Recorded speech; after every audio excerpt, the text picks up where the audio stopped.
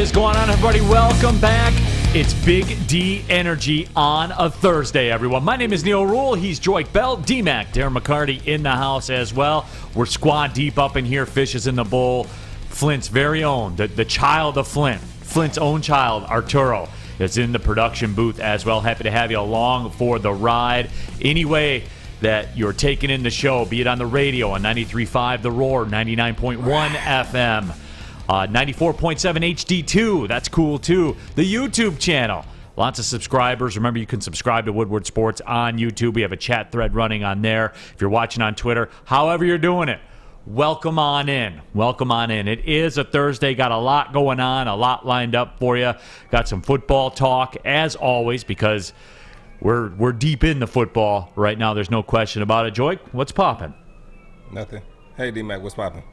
What's popping? Everything's popping over here. We got sirens outside. We got sun. We got everything. It's nice and cool. I got my LaRouche till I die, which might let you know somebody might be in the building downtown on sirens, Saturday. they coming to get you. It's all right. Hey, I got the smoke, Joique. I want the smoke. I got the smoke. I grow the smoke. What do you want, Do you hear those sirens? That's it. Yeah. Can you hear those? Yeah. They coming to get Art. Back child support. Me? No, I don't. He's like up that. to date. No, I'm up to date. You up to date? I'm 100% up to date. As far as this month goes. I'm not breathing deep. You're breathing deep, Neal. You got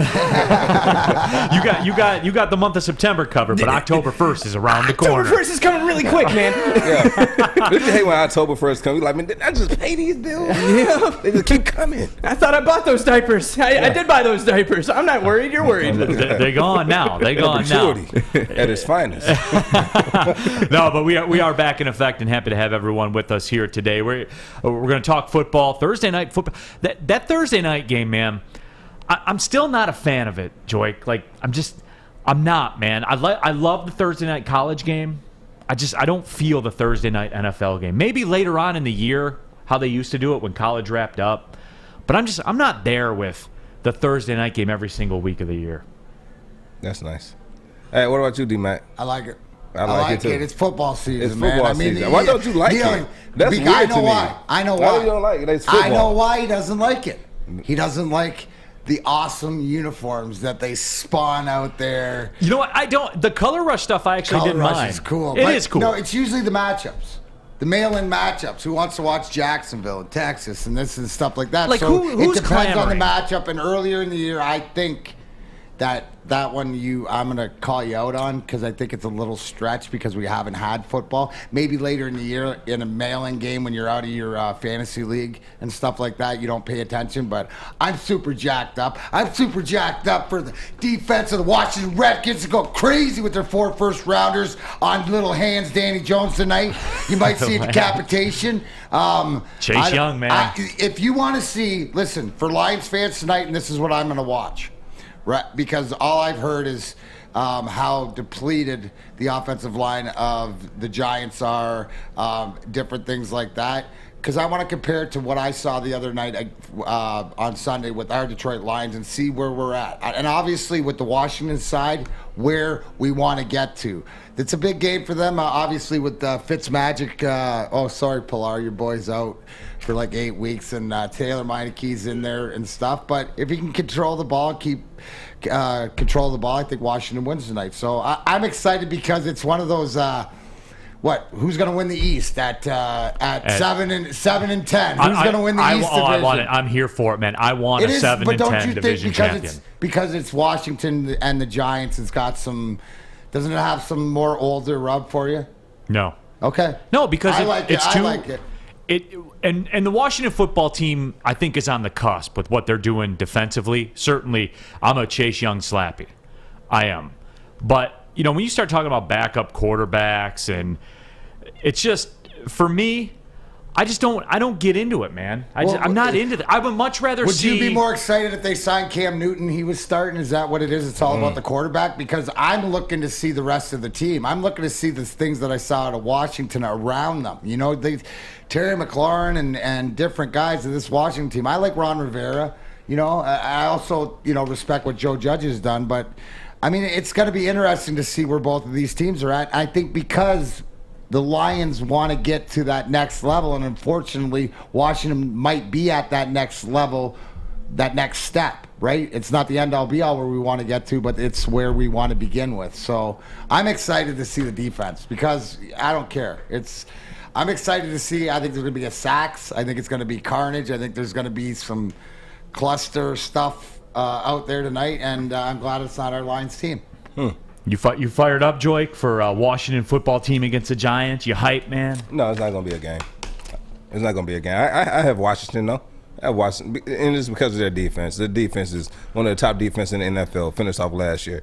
I like them a lot. I like their energy on defense. I like the way they fight, and I like their mentality. Don't you guys watch games for certain things, like to see a receiver, to see a guy throw a ball, or to see like, oh, is this guy going to cover? Are they going to throw at Jalen Ramsey's side of the? Is somebody going to have a shutdown on the side? You know, are they going to go loose with the sacks? You know, stuff like I watch Washington football for the defense for the same thing, right? I just wondered if you could tune into a game, and I want to see how many times Danny. What's the over/under? How many fumbles he has tonight?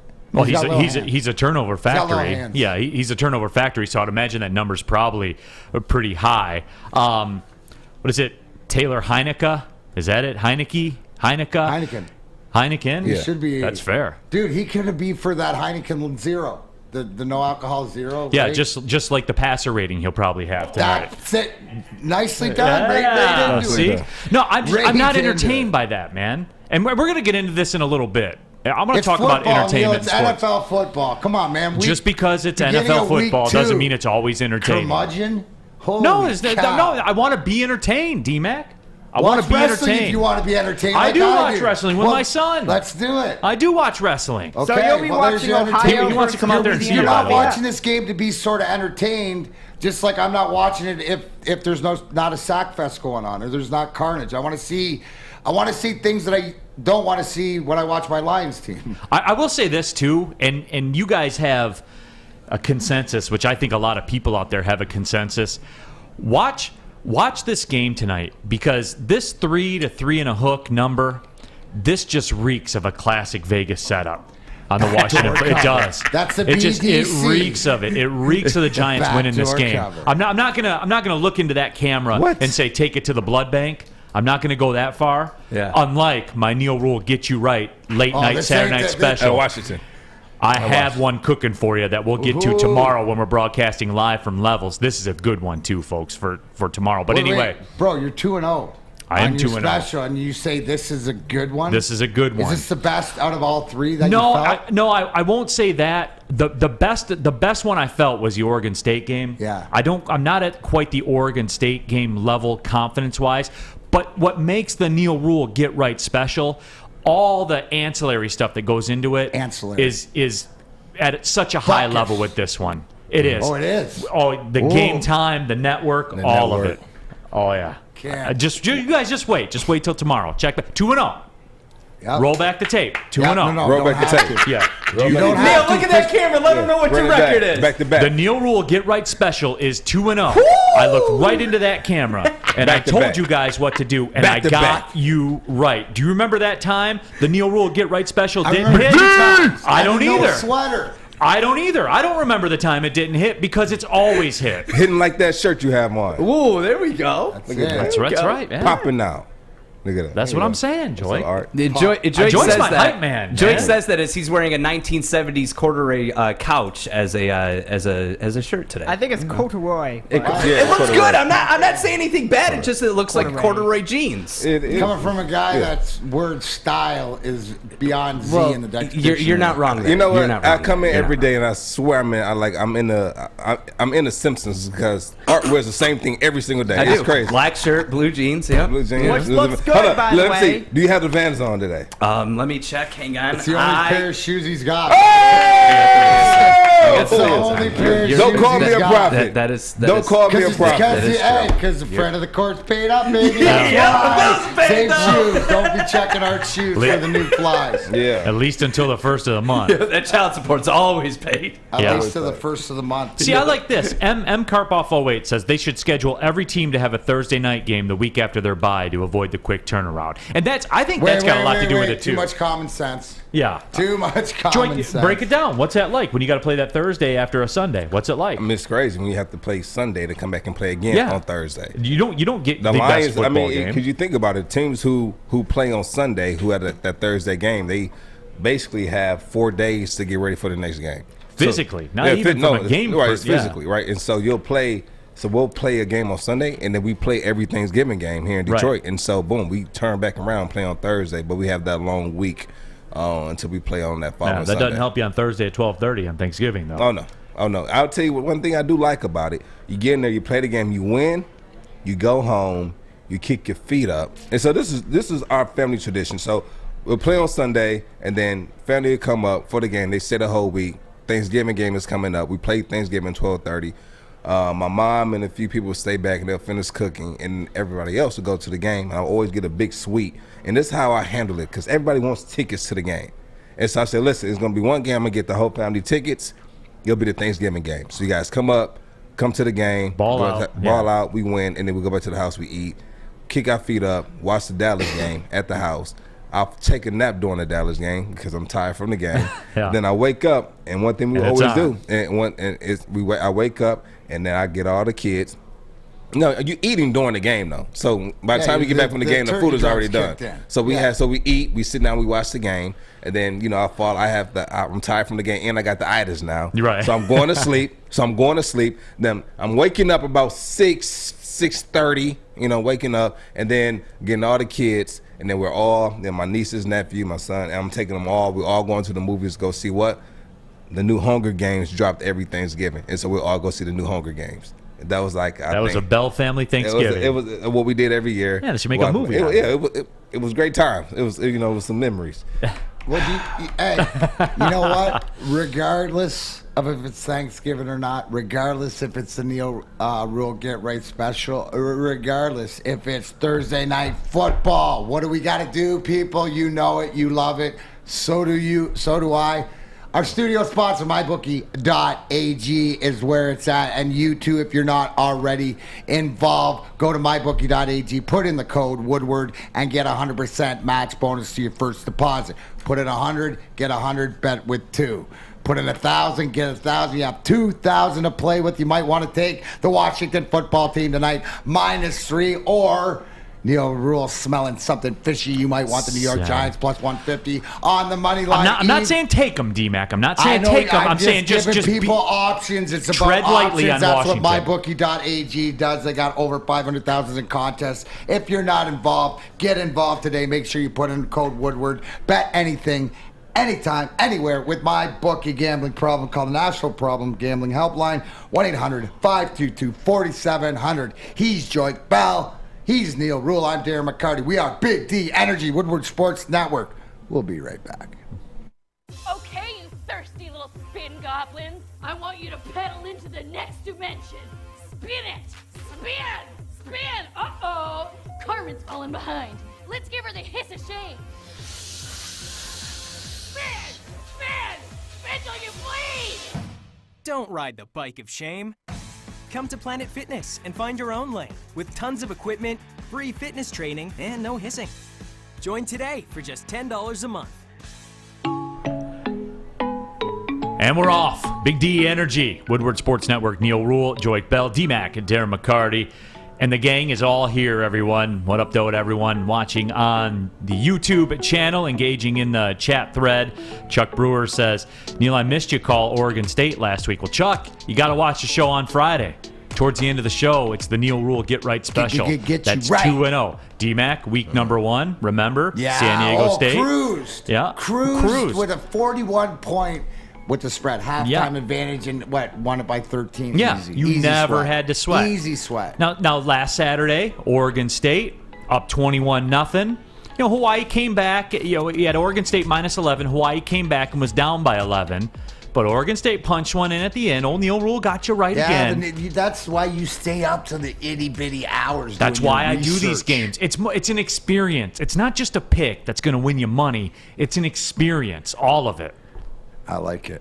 I can't wait. You get me hyped for tomorrow. You get me hyped for tomorrow. It's an experience. It is. The whole thing is an experience. But we've been talking about the Thursday night game. I'm not a fan of it because it steps in on the college thing. you're getting these types of matchups with the Washington football team, with Saquon Barkley questionable. I do want to ask you this, Joique. You know, you obviously pay attention to the running backs in the league. My heart hurts for Saquon Barkley, man, because he's such a dynamic talent, and he really seems to be struggling getting right now. You know what I'm saying? Coming off the knee, and I don't know the extent of it. You don't know the extent of it, but you know the hazard of the job is that though. That is the job, right? And the way that he runs hard, and in this league, you have to pace yourself. And when I say pace yourself, that doesn't mean don't run hard, right?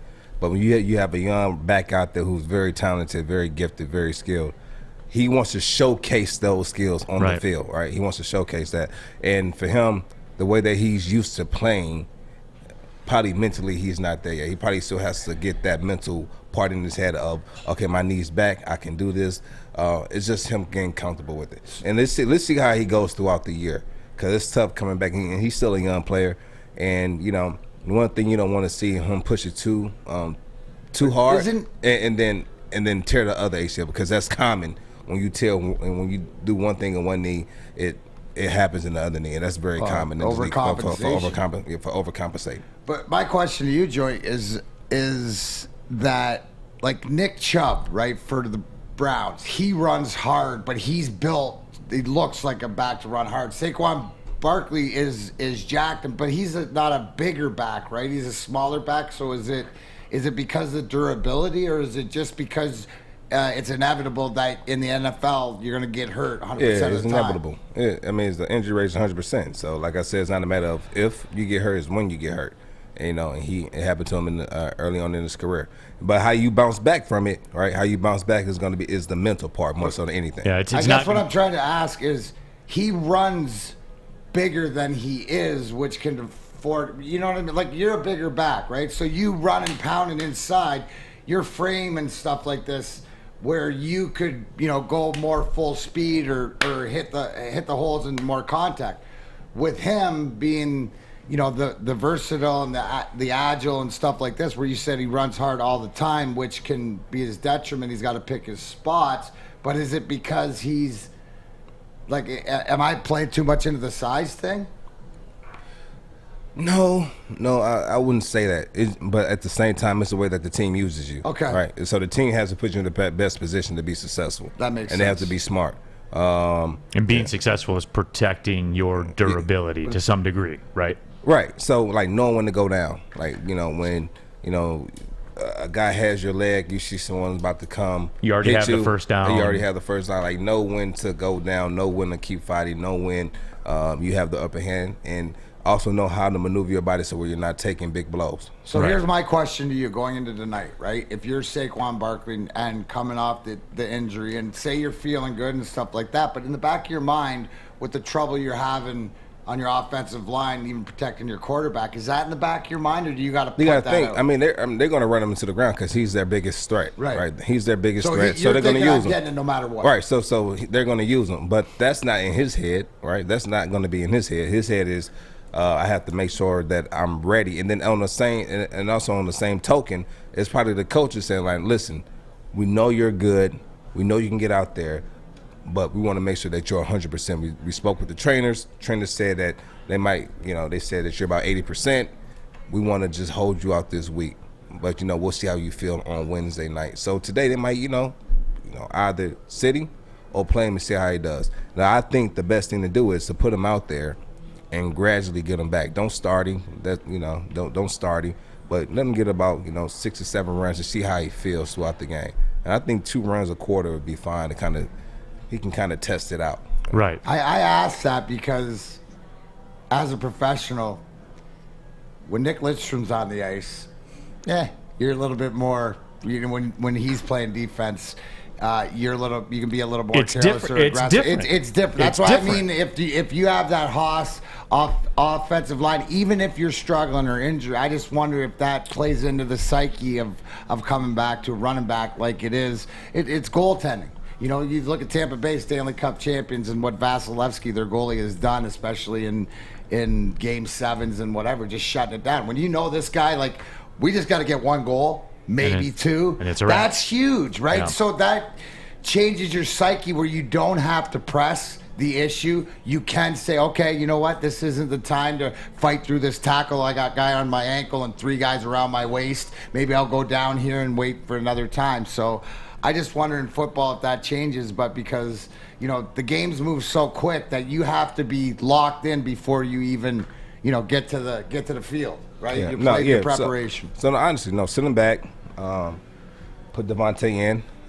Put in Devontae Booker, let him start. You know, if you want to put Saquon out there, let him start just because that's Saquon Barkley, and it might be more of a pride thing of, you know, an ego thing. Yeah, if I'm back, I'm playing.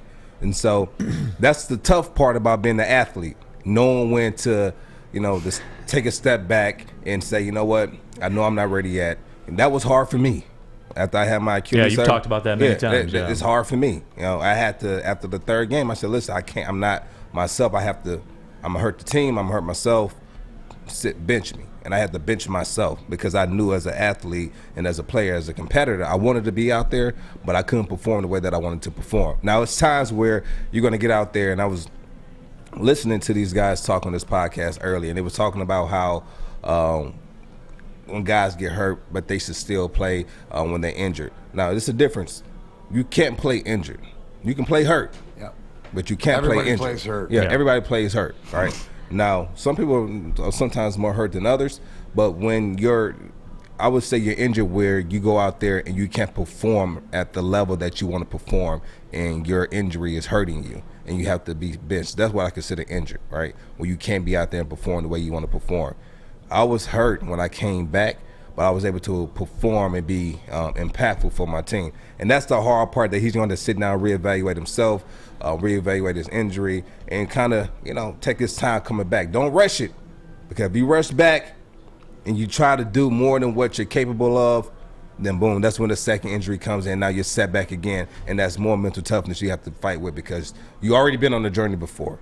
I know guys who tore 3 or 4 ACLs and had to fight through that. That's a lot of time. That's a lot of time. But the lot of time is when you hear is, can you make the injury worse? Hurt is where you're going to have to deal with pain, but you're not going to detriment to, you know, let's take Taylor Lewan, right?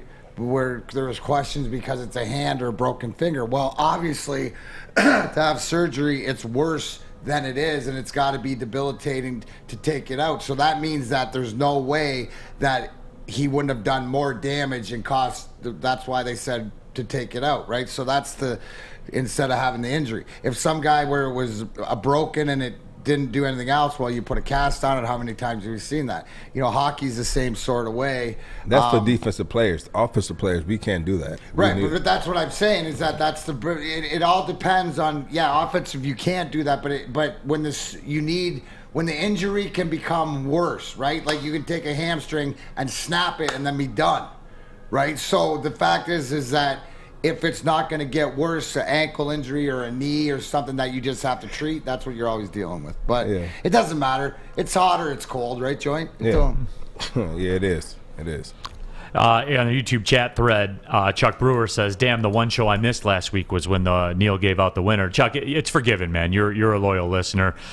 He also said that I like the smaller league games that are on Thursday nights on ESPN back in the day, the college thing. That's where I'm at. I love the college game too. Jenna Newman says the Washington football team needs a damn name already. It's so weird saying Giants versus the Washington football team. Jenna, I'm 1,000% with. Yeah, can we stop with this? Give them a name and move on. You know what it is though? It's not. You know, we say it's that simple, right? To say, give them a name. It is that simple. It is that simple, right? For us. But for us, it's that simple. Give them a name. Let's go through. Let's figure it out. Yeah. But understand, the next name that you pick, we're not going through this again. So the next name we pick, we have to make sure it's not going to offend anybody now, and it's not going to offend anybody else down the road. Let's make sure the next name we have, we can stick with it for the next 100+ years, because we're not going to keep going through this. And so they need to make the pick right. I don't mind them taking their time with it, but they need Come on, Joique, we're going on a couple years, man. Can we talk about this? And the marketing departments and everything. Pick it not. But the thing is, what's up with our Guardians?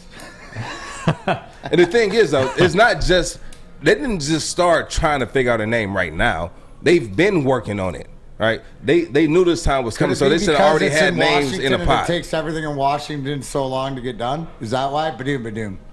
The Washington White House. No, the lobbyist or the taxes or the brigade, whatever you're going to call it. Yeah, whatever you're going to call it. Just call it and let's go, because I'm with Jenna. I'm tired of it. Also, during tonight's game. What about the Washington Gangsters?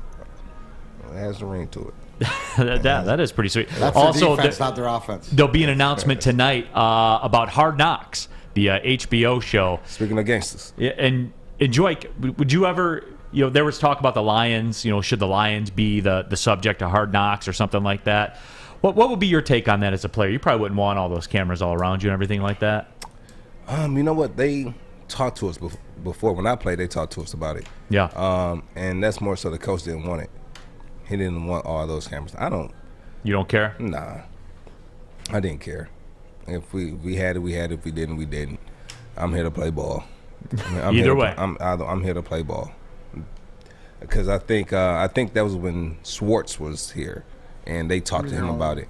Schwartz be with you. Yeah, I think that was about 2012, 13, when they probably tried to mention it to him, but no, he wasn't for it. I bet it's going to be the Lions this time. I bet, because Dan Campbell's pretty. He gets it. He gets how this type of stuff works. I think now's the time. Now is the time. To be the Lions. You're right. It would be because they not only get a year into what to expect or what they have, but also to. I don't want to put this on Hard Knocks and of us doing this right now. I'd rather wait a couple of years. It's perfect. It's your 2-year plan, so you get behind the scene going into the second year of what you're going to see. It'll just help us out more. It's the best thing. I'll lead you into this joint. You're not thinking with your media brain yet. That's your athlete brain. We don't want an athlete brain. We want a media brain. All right. So what I'm saying is, for the media brain, yes, that's good. But how does that help them?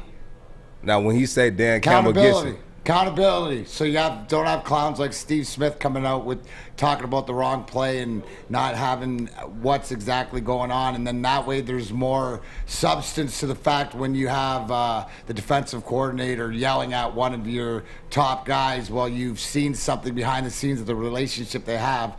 There's more to it. And I think that after a year in, that we're not talking the first year. I disagree that they should have done it before this season, but before next season, because then it builds more accountability league-wide to what you're doing. That's my opinion. Mike G says he wants to see it called the Washington Big D. No, we're not. We're not consenting to that. We're not doing it. D is Detroit. Now we got that trademark. We're not doing it. We got that trademark. Mike G says the Washington Levels. What about the Washington Northwestern Tech, Joy? What do you think about that, Joy? No, I don't like that. No? No. But Northwestern Tech, start a new career in the industry that is always essential, the heating and cooling industry. To learn more today, go to northwesterntech.edu. This is Joique Bell, Neal Ruhl, Darren McCarty. Stay tuned with Sports.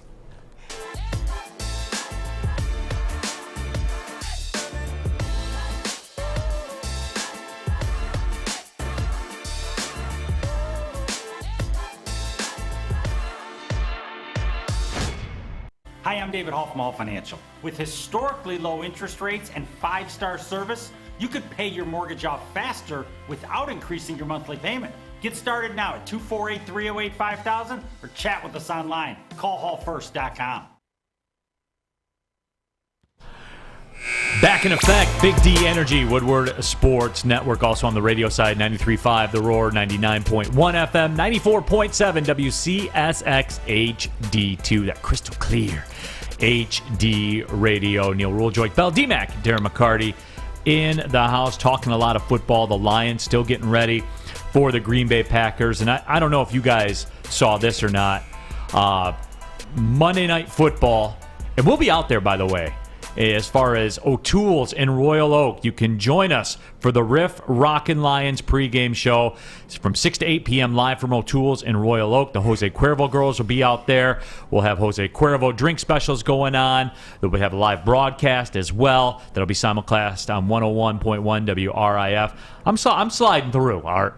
I'm coming through. I'm looking forward to the unlimited cranberry and water that you were saying that you're providing. So. Hey, man. Were you out there Sunday?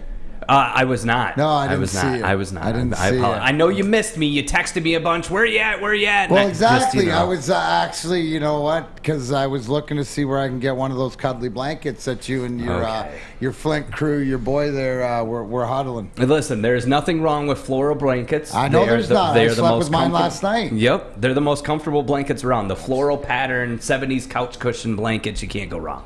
No, you certainly can. And I'm looking forward, obviously, to the game on Monday night, as we all are. As I said yesterday, a chance to really slay the beast as far as Aaron Rodgers goes. But as we get closer to this game, Joique, I'm getting more and more of the feeling that we're going to be Aaron Rodgers is going to get one for us. I don't know if you saw the story out there. You remember former Packers tight end Jermichael Finley, right? Mm-hmm.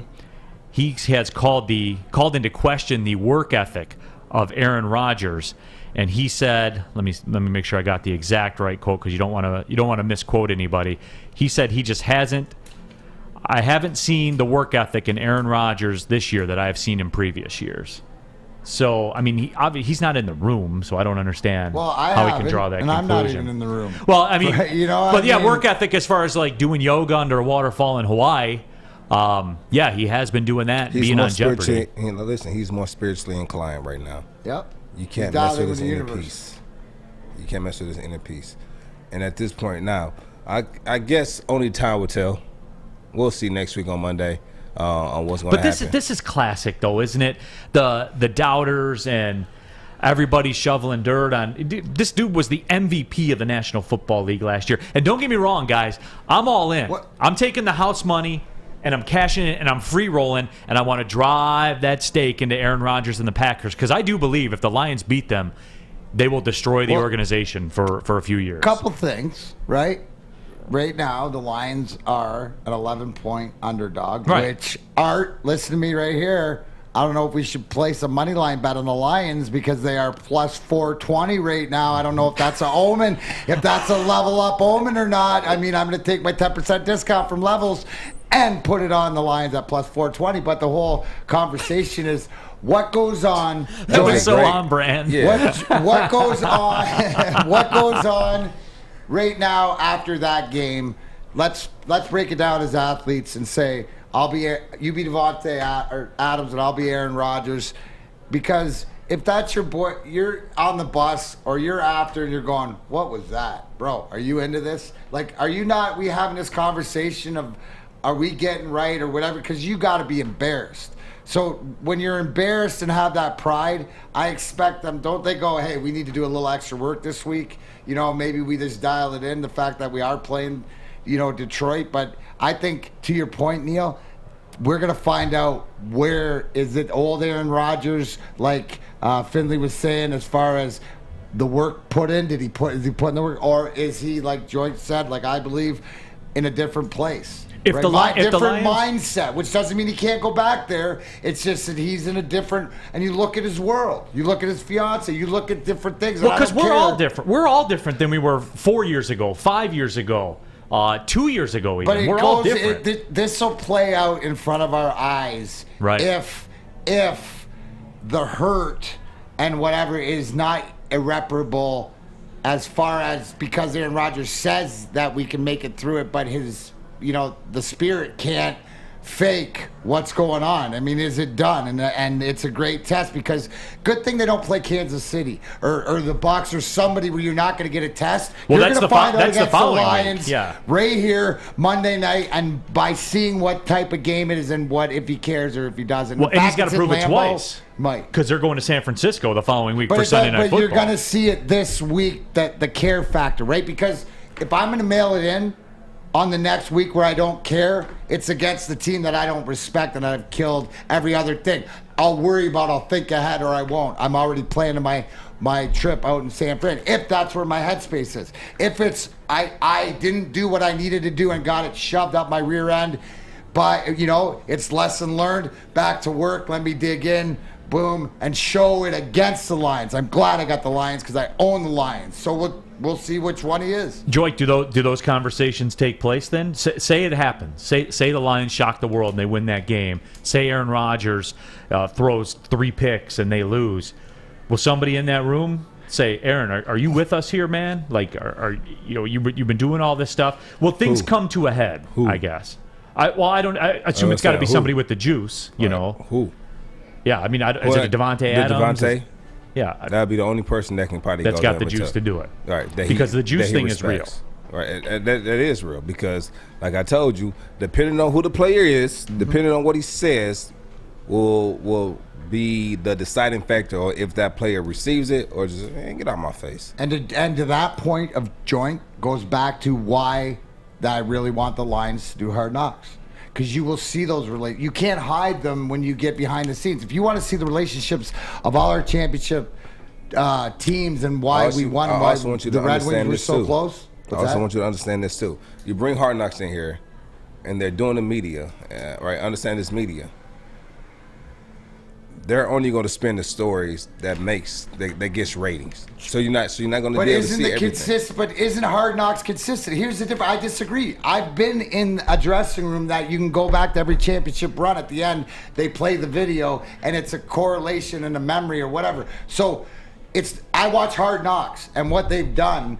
Right? And we've liked it because of the realism. So you're not going to get, and I don't think Dan Campbell, he's not fake. So you're not going to get the fake. You might get things that you might not go, but I guarantee you'll understand the relationship between Akuda and the defensive backs coach yelling him, and it won't be that if you have the smoke or whatever. You'll find out who else can say that. Is Battieri in there? There's his line guys that can say he's What's hurt. your favorite part of Hard Knocks? What's your favorite part of Hard Knocks?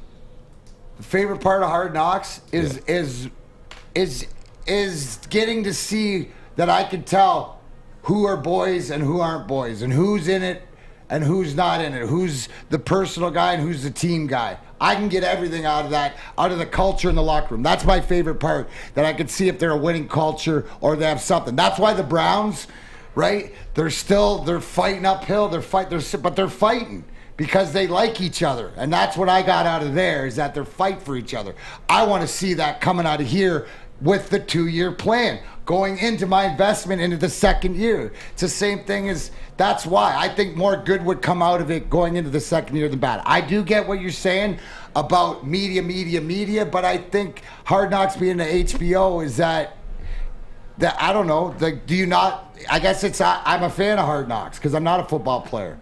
Right. I really like Hard Knocks too. What do you like I really best do. about it? What I like best about it though, Joique, and this is going to sound bad, but it's not bad. My favorite thing, because I will go back and I'll talk to my kids about this, the dudes that have the talent but don't give the effort when they get cut. For real. Like, and it's not because I like seeing somebody get cut or see their dreams get smashed or anything like that. It's because you see the guys that aren't putting in the work. That I want my kids to understand how fine the line is in life. Like the NFL, like you're an example of that. You come from Wayne State, you play Division II, you win the Heisman. Everyone's looking for a reason not to take you. They are, but you don't care about that. You don't care, and and the way you talk about the team and being in meetings and all that kind of stuff, that's real life. That's not just football. That's a company. That's a store. It's a business. That's a business. That's everywhere in your life. Where those guys that don't do that stuff, they're out. Yeah. And that's the way real life works. They say talent gets you in the door, hard work keeps you there. 100%. Right? And so, for me, it's crazy. That's one of my favorite parts as well. When it comes down to the cuts. It is not because of the players. It's because I want to see how the coaches in the front office handles. And it's always the same every year in Hard Knocks. They show the clip of the guy loafing to get back to the ball, or when a play happens, he starts walking, or he forgets equipment back in the locker room, or he runs a wrong play. Yeah, and so I remember, that's not talent stuff. No, it's not talent stuff. So these are things right here, right? Those type of things right there is what I call a selfish player. Right, a selfish player. Absolutely. Right, I call those selfish players. I think a player is selfish where, defensively, they're always taught to run to the ball. No matter what. Right, and that's why when, certain teams, good coaches, what they do is when practice is over, they don't make you run sprints, right, after practice, because you're running every single play to the ball. Between every play, you're running. So even offensively, like they would teach us to run 5 to 10 yards full speed towards the ball, wherever the ball is on the field. You don't have to go all the way to the ball, but sprint because we had to get back to the huddle. Show that you care. Yeah, show. And so the thing is, for me, and it's a particular play, right? And I want people to understand, like, this doesn't just happen in the game. It takes practice. And so when I got with Curtis Mockins, he would tell me, always sprint to the ball. He taught me that in Buffalo, and I took that with me everywhere I went. And then when he came back to Detroit, we ended up linking back up in Detroit with him as my running back coach. I just got used to it. It became a habit, always rushing to the ball, running to the ball, running to the ball. And so it got to the point to where the receivers started doing it as well. So the whole offense started doing it, right? It became contagious. And so I remember we're playing the Bears, we're playing them home, and the thing is, nothing is never happening away from the ball. Anything that's happening on the football field is happening around the ball, and that's period. And so when the ball goes over here, that's where you need to be running, because everything's happening where the ball is. And so I remember we gave Reggie Bush a handoff. He actually fumbled this play, right? He fumbled this play, and for some reason, Clavin Johnson was right there to jump on the ball. But when you go back and watch film, as soon as they handed the ball off to Reggie, Clavin was already running towards the ball. Now, if Clavin Johnson, one of the best receivers in the league, arguably the best one in the league, is running even when the ball isn't in his hand or he's not getting the ball, then why can't every other player on the field do the same thing? And what happened was Clavin Johnson was able to jump on the ball. We got the ball back, and the very next play, and this is the confidence in the trust we have in our team, they handed the ball back off to Reggie, and Reggie took it for a 30-yard touchdown. But that play doesn't happen if Clavin isn't rushing to the ball. So when I go to Chicago, when I leave Detroit and I go to Chicago, we're watching film, because we're about to play Detroit, and we're watching film, and I showed them this particular play. Like, listen, this is why we run to the ball in practice. Because they had a lot of young running backs. They didn't, they were learning how to be pros, and I was just kind of there to help guide them. Like, listen, after every play, always run towards the ball. Always run towards the ball. And it took them a while to catch on, but I said, listen, this is why you run to the ball. We had a game we played Indianapolis. Our receiver fumbled the ball on the sideline. Our running back that was in at the time he didn't run to the pass. He didn't run to the ball, but he was right there. And he didn't start running to the ball until after it came out. But if he would have been running from the beginning, he would have been able to jump on the ball, and the game was close, and we ended up losing that game. And I brought this back up. And so it's things like that happens in games where, like, you running to the ball can be the deciding factor whether you guys win or lose. And you don't want those type of selfish people on your team, because they might be talented, they might not hurt you now, right? But it will hurt you down the line. It will. Well, you got to practice like you play. That's the number one thing. It's period. I'm a little enamored by little Mikey TikTok's, looks like his Norm Macdonald, rest in peace, tribute with his mustache over there. You can catch Mikey TikTok weeknights, EpEcenter, 10 p.m. right here. But what you can catch from 2 to 4 daily is the bottom line. And earlier today, it reminded me because Ryan Romani and Braylon Edwards on the bottom line with Maz told me that, sent this tweet out, and this tells everything. 3 things you control every day are your attitude, your effort, and your actions. And people, because whoosh, you can control your actions. Yes, CoachPortland.com since 1919, WSN 20. You can control your actions because #HowWeCoach. Tomorrow is giveaway day. DMAC giveaway, $100 gift certificates you can get for all you do-it-yourselfers, first responders. We got lamps, we got knives, we got the machete. Everything. The machete. Absolutely. Whatever you need. Anyway, you Woodward Sports Network. Get a hold. #HowWeCoach. Tomorrow, I'm giving away a $100 gift certificate. Until then, go on CoachPortland.com. Check out all the great items and make sure you tell them Big D Energy sent you. We're Woodward Sports. We'll be right back. Welcome to the Call Sam Chopper Shop, where you can win a custom-built chopper while helping our veterans at the same time. Watch as the Bad Pig Custom team turns this bike into a one-of-a-kind classic chopper. And when it's finished, we'll be donating the bike to Volunteers of America Michigan to raffle off in support of our vets. A great cause to give back to those who've given so much. Watch for Call Sam Chopper Shop episodes on our social media channels and get your raffle ticket today at callsam.com/chopper shop. Back at it here. Big D Energy Woodward Sports Network. I was listening to D-Mac, man. He was holding and then court. I automatically remembered we were on radio. Yeah. And then I shut her down. Yeah, absolutely. But happy to have you along for the ride. Did want to touch on this. Ballin with Bell coming up about 11:58ish. Ooh, yes. Back, baby, on Thursday. Yes. Joique's got a good running play that he breaks down, and I got a chance to look at it. He educated me, so I want you guys to get that same type of education. He's Joique Bell, D-Mac over here on my left. I was listening. I saw a little bit of it. I can't wait to see it. But when I know it's exciting, and how you guys got to understand is Neal and I learned through Joique too, because I hear Neal yelling out, he messed up, he messed up. And that's just how Joique sees us to say it. I was like, I can't wait to see. I know. So pay attention. All I know is 51 might be the bad guy in this one. Over pursuit, Joique paired with, that's where they want you to go initially, man. Gravity takes over. We'll get to it, though. Understand, it's a lot of levels. It's a lot of levels to it, but it's a lot of things that factors into it, right? Sure. And I want you to break it down. I'm gonna break it down because what we saw, how 51, like, there's no way a 255, 260-pound linebacker is going to stop a 315 from moving him out of the hole, And so they can try to same foot, same shoulder, but once that offensive lineman get his hands on you and you're in a bad position, you get moved. Yeah, absolutely. But I did want to touch on this as well, and we're going to run a soccer clip actually. But yesterday, Champions League was going on. I'm a Liverpool fan, for those that don't know, and the reason I like Liverpool, I want to go to that stadium. I do too. Yeah, I do too. I got to get over there.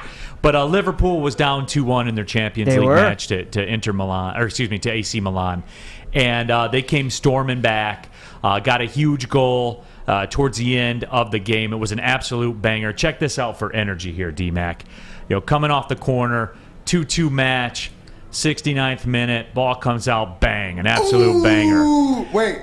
Oh, that's the captain. Yeah, so Jordan Henderson got the job done. How much does that guy make that just scored that goal in clutch? Because he earned every penny of it. Not as much as Salah, but anyway. Don't matter. Yeah, but anyway, absolute cracker of a goal, as they would say over in England. Do you use that in your broadcast? No, I do not. I'm an American that broadcasts soccer.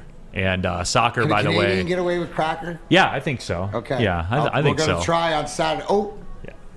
Somebody who is in the studio that's wearing a DCFC shirt may be at the Detroit City FC game on Saturday night. We'll see. It could happen. But anyway, the reason I like Liverpool is because of that clip, right? I talked about the match. They were down 2-1. They ended up winning 3-2. Liverpool can win any match. They can lose any match. They can come back from a huge deficit. They can blow a big lead. I love it. And we were talking earlier about college football. Are you talking about Liverpool or the Lions?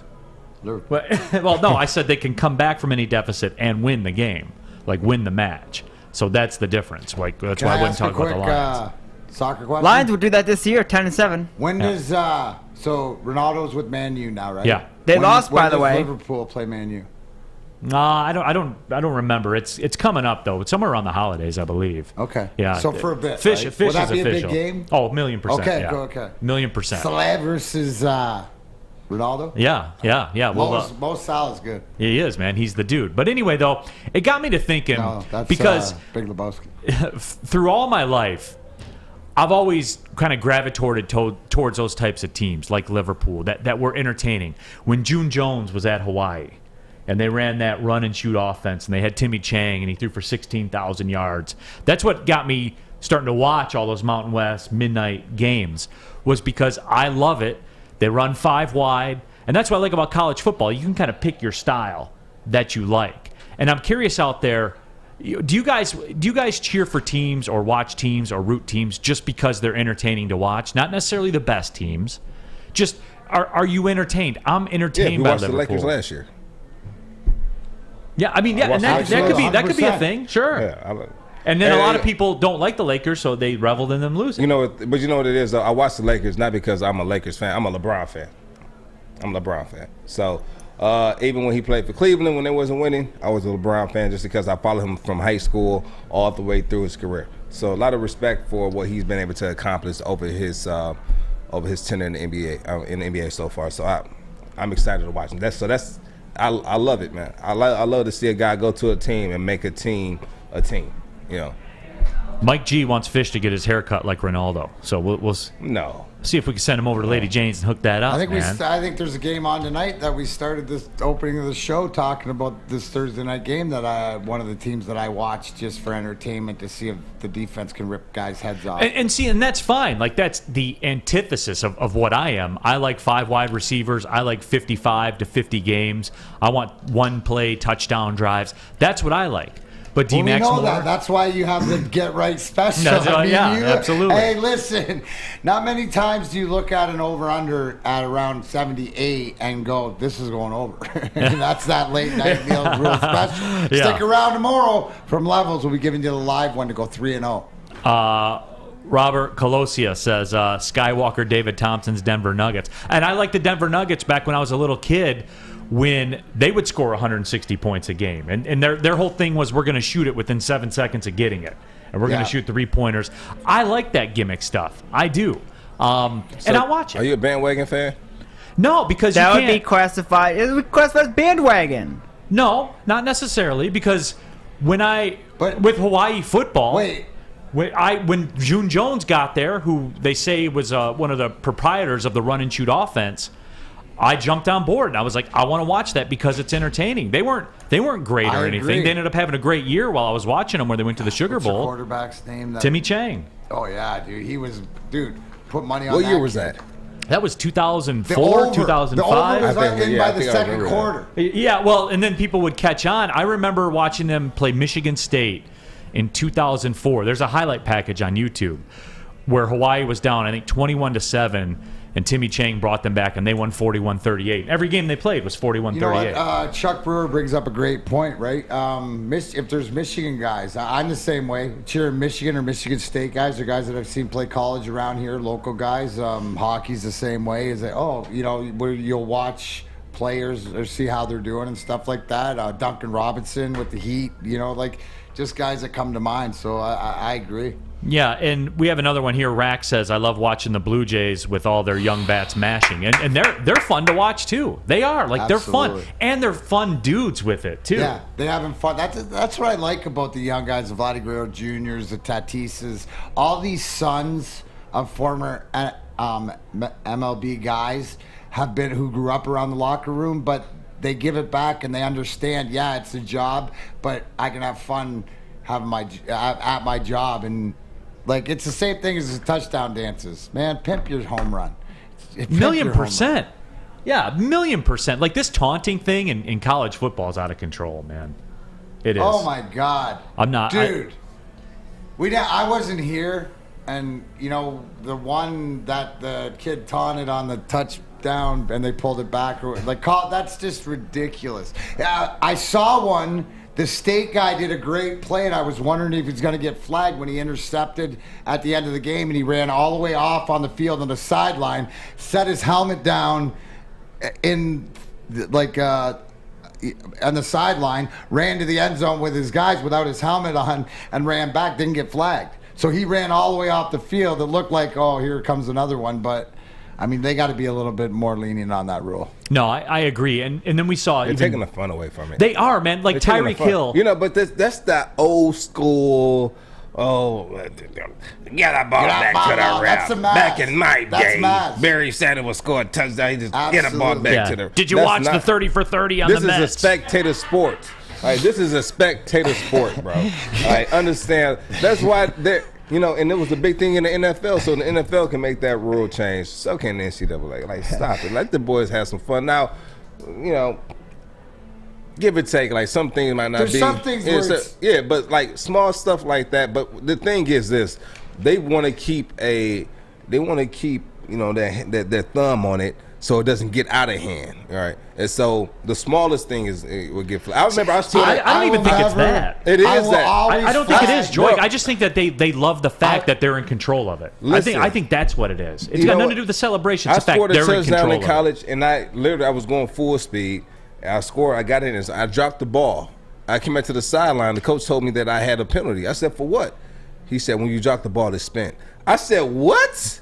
And I had a flag for that. What are we doing? Right, absolutely. One you'll always get You'll never get an argument of throwing the flag is when somebody lights somebody up and the other guy comes and chirps in his face. Yeah. You'll always no, but if it's you lit a guy up and I mean, you got like 3-second rule, stand and in wrestling you got the 5 count. Well, even in the NBA, I don't think you can stand over a play. No, I don't think you stand over. But I'm saying is that you definitely can't be the other guy, his teammate, come over and give. There's always a loophole, but there's always loopholes. Well, speaking of loopholes, Tyreek Hill was my favorite. He got a flag for giving the peace sign. When he takes off and no one can catch him, and he got a flag for giving the peace sign. But you can do that. You can hold your hand out like that. So he had a piece of fingers giving the peace sign on his glove. So he just goes like that now when he's running. That's the ultimate loophole player. Look it up. Look it up on Google. That's the loophole. Another loophole is like you dunk on the guy in the NBA. Instead of standing over him, you just step over him. Yeah. Just step over him. Yeah. That's even worse. That's even worse. That's but digging it in. That's not getting stabbed. Kicking the man while he's down. Well, since it's almost lunchtime, I'm going to step over and get to the computer and go to PapaRomano'sPizza.com. We can go Greek with Papa Romano's. For a limited time only, Papa Romano's is introducing their new Greek pizza, a classic blend of bold Greek flavors and tasty Mediterranean toppings with tomatoes, olives, onions, feta cheese, and more. Little healthy. A little healthy, Joique. I know Joique's about it. I'm about it. You can get a large Greek pizza for just $16.99. Go to PapaRomano'sPizza.com. Opa! Okay, you thirsty little spin goblins. I want you to pedal into the next dimension. Spin it! Spin! Spin! Uh-oh! Carmen's falling behind. Let's give her the hiss of shame. Spin! Spin! Spin till you bleed! Don't ride the bike of shame. Come to Planet Fitness and find your own lane with tons of equipment, free fitness training, and no hissing. Join today for just $10 a month. I'm looking to bring on another HVAC tech right now. We are recruiting 5 to 10 techs a month. We're looking to grow and expand. Every new tech we hire is from Northwestern Tech. The hands-on training is fantastic. They're always my first call. We love hiring Northwestern Tech grads. They come out trained and ready to work. Our program is only 10.5 months, and our next classes are starting soon. So why wait? I'm looking to hire a graduate of Northwestern Tech. Northwestern Tech. Northwestern Tech. Northwestern Tech. Opa! Introducing Papa Romano's new Greek pizza, a tasty blend of bold Greek flavors and Mediterranean toppings, including feta cheese and Greek dressing. Get a large Greek pizza for a limited time for $16.99. Order now at PapaRomanos.com.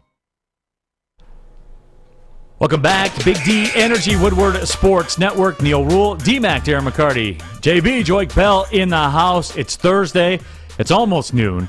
You know what that means. It's time for Ballin with Bell. And Joique, we have your specialty here, a running play. Melvin Gordon taking one to the house. Walk us through it. Taking one to the house. He took this one about 70 yards. Great. Now, you know what? I really love this play. Hold on. There you go. And Joique's going to get that mic on. There he is. Sorry about that, guys. Here we go. All right. Here, let's try it again, Joique. Here's one, Robert. I really love this play by Melvin Gordon. It was a great job by the offensive line. If you look at this play, the offensive line pushed the entire Giants defensive line back about 2 yards. And whenever you have that type of penetration or that type of movement at the point of attack, it's always going to be a great turnout. So let's go and let's see what type of defense they're in. And let's see some of this perfect work. Let's fast forward it to the end zone version. I love the celebration. I love all of this. All right, here we go, Joique. So there we go. We're going to watch it over from the beginning. There we go. Boom. Here we go. It's coming. It's coming. Whole team dancing. They're dancing in fast motion there. And pause it right here. And we talked about teams celebrating and get penalties. I love now where you can go in the end zone, you can celebrate and do choreography with your teammate. It's just fun stuff. The fans love it. It's great camaraderie. And if you look right now, they're in a 4-3 defense, a 4-3 over defense. Right now they have the linebacker walked up. They have the Mike. They have the Sam. And right now, playing in slow motion, they're doing inside zone to the right. Basically, boom, 51, my guy. Pause it. He does a great job with letting the play develop. One thing that fast running backs do is that they get the ball. They want to go now. They want to go right now, and they don't let the play develop. He could have hit this hole as soon as he got the ball, but he let the play develop. Great job by the tight end washing this defensive end down. Playing the slow motion, and then he sees 70 and he cuts skinny off of that block, and then he just uses his speed to hit the sideline. If you look at him, he straightens up, he gets back to the middle, and that's a big part for me. Making sure you're not getting too close to the sideline, but he trusts his speed. He has the speed, and the great part about this, he was able to use the speed when he needed it and also be patient, which is hard for a lot of backs in this league. But he's a veteran now. He understands his game. Great speed, great run, great blocking up front. Let's take a look. Look at the movement. The ball is on the 30, and look where the movement is. Play it in slow motion one more time for me. Look where they're pushing these people down to. If you look, he has them 3 yards down the field already. He has them 3 yards down the field, and look how big this hole is. This rarely happens in the NFL. But understand that this hole that's this big closes very quickly. Played in slow motion, he does a great job with setting up the next block for him. And he knows he can outrun this guy, and he does, and he takes it for 70 down the field. Another episode of Ballin with Bill. So, Joique, again, just going back to it, like when we talked about 51 and just being eliminated from the play, and you see him up at the top, towards the top of the screen. Right there. Yeah, Joique's got him right there. This is the level of domination. They talk about the one-on-one battle. That's just a man being more of a man than the other man, right? Getting washed down. Getting washed. Because this is a thing as well. So we're running back to the beginning of that particular part right there. So his job is to make sure he's closing that gap. That's his gap. He has to get his shoulder into that gap. Give him the shoulder, sticking his head in, and then now the back, whoever has the outside to contain, is the person that's supposed to be coming down. And it was just great blocking across the board.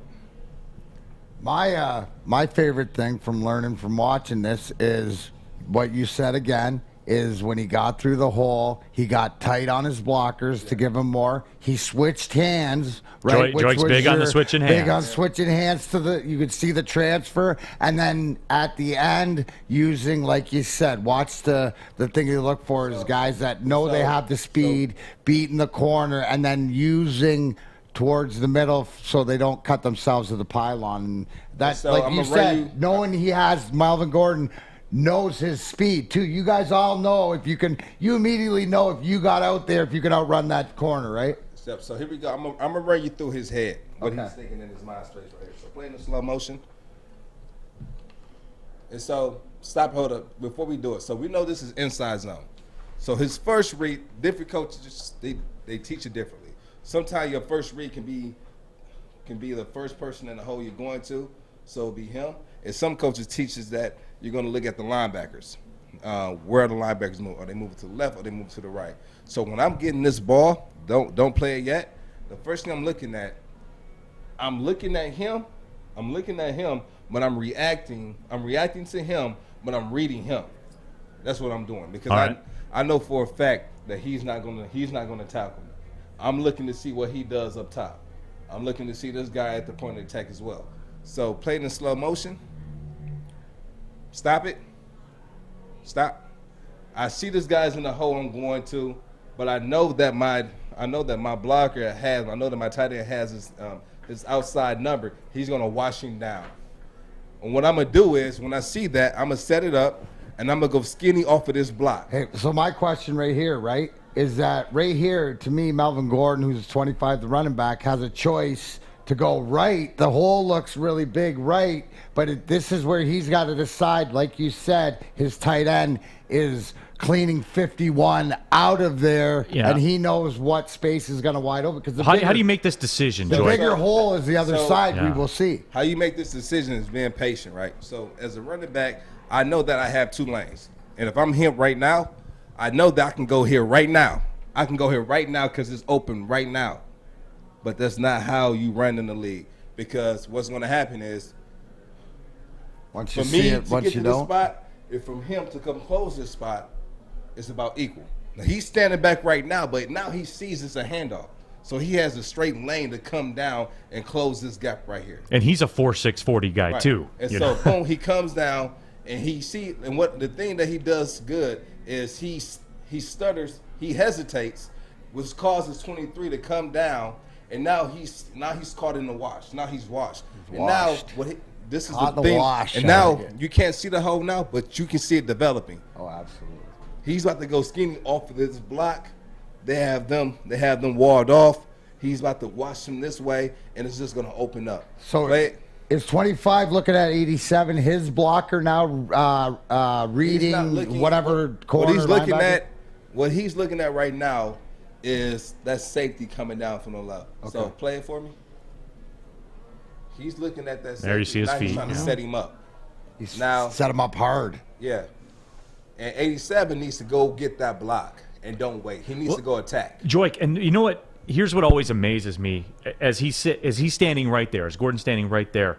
Look at the strength of that cut he's about to make. Like look at the quads, look at his thighs, just how low he's going to be to the ground and explode. And that's the difference, man. That's what people don't understand. Well, I thought you were going to say, look at his number 25. Obviously, he's going to do something spectacular. No, but you can see it loading, though. You know, like the kids always say, TV loading. And what he's doing is right now is he's anticipating 87 going up to this guy and taking us outside. But right now, he can't see exactly what Melvin Gordon is. He doesn't know what he's thinking. So it's Melvin Gordon's job to help set this block up. But 87 has to run and put his body on this guy because you want to go to where he's going to be, not to where he is. Right. And it's hard to know where he's going to be if you can't see a running back. And so play in the slow motion for me. And so he tries to cut him off, but he can't get a hand on him. And so basically, Melvin Gordon said, you know what, I got it from here. Let me use my speed. I got it from here. You legit think that, though, don't you? No, because when you get in the open field, it's a wrap. When you get open field, it's freestyle. Right. You don't plan, you plan for your, the first 5 to 10 yards of, who you have to block, where you have to get to. But once you get in the open field, you have to know when to say, okay, I have no more use for my blocks, and I have to run off. I have to go do it on my own now. And he did a great job of using his speed to go get what he needed to get. He got 6. You got your teammates in the back of you, cheering you on the sideline. And when I watch these plays, after we go through all the, this is what you should have did, or this is, great run, I look at the sideline because I like to see the energy on the sideline when your teammates is scoring. Why don't we see this from, and you don't study Melvin Gordon every week, but Melvin Gordon, I think, is a guy that if you polled fantasy football people, they're left wanting more from Melvin Gordon. Watch him do this. Listen to you talk about he's got that speed. Whatever is why isn't he the guy? Like why hasn't Melvin Gordon been everything that we thought? Because we thought this when he came out of college, we thought this dude was going to be next. And then he went to the Chargers and he showed some flashes. And fantasy football people out there, I mean, you guys know, his career is going to leave you wanting more. Why do you think that is? And I know you don't study him every week, but. Yeah, but a lot of factors. It could be injuries, it could be confidence, it can be the situation you're in, it could be the environment, it could be a lot of things. But I'm not privy to those conversations to us every day. But everyone has their battles that they fight. This game is very mental. Like it's more mental than it is physical, and it sounds cliche, but it's really true. It's really true. And so I'm just happy he's balling out now. Yeah. And every new year is a new opportunity to go out there and prove that I belong. What's that feel like, too, as a running? That's a 20-7 game with 4.5 minutes to go. It's still a game. Like, people see that final scoreline, they're like 27-7. They put it on them. But that's the closer. You were the closer there. All right, and then I want that's got to feel good. I want to talk about this as well. So when you see that time after they score, that time at the bottom, it says 4 minutes and 37 seconds, and you're up. They don't really want to score here. What they want to do is they want to, run the time out, run the ball, let the time run down, and then, if they have to punt the ball with, a minute left or less than a minute, you want to take it to where you have to take a kneel because you really don't want to score here. But, when you have this right here, you got to take it. And it's in a 13-point game. It's a little bit different because that's a closer. That's a closer. That's a Mo Rivera run. Like the game is closed now. That's a wrap. So the game is closed. And I get what you're saying. There are instances in the game where that 40 seconds that you get is more valuable even than a touchdown at some points because 40 seconds go off that they don't have the ball. Like it's a math equation. It cost us a pick. Yeah. With Atlanta, with with Gurley. If he goes, but like say he was to get caught right here at the 20, right? Or say he got caught at the 30. You're gonna let that clock continue to run down and that's the reason why at this particular point of the game, you don't want to get close to that sideline because you don't want that clock to stop running. But right now the clock is your friend. So if you get tackled, you want to make sure you get tackled inside of those white lines. You don't want to go outside of those white lines. Yep, absolutely. Well, Joique, poetry again, my friend, man. You're always breaking it down for me, big bro. That was awesome. Yeah. We'll be back with more. Gordon, man. Yeah. We'll be back with more Big D Energy on the Woodward Sports Network. Tony is a third-generation logger that has a simple, practical approach to life and work. That's why his Coast DX342 knife is perfect for him. The stainless steel blade is rust-resistant and made for all-weather use. And the double roll-lock safety ensures that it will never inadvertently close when he doesn't want it to. That's why Coast is trusted tough.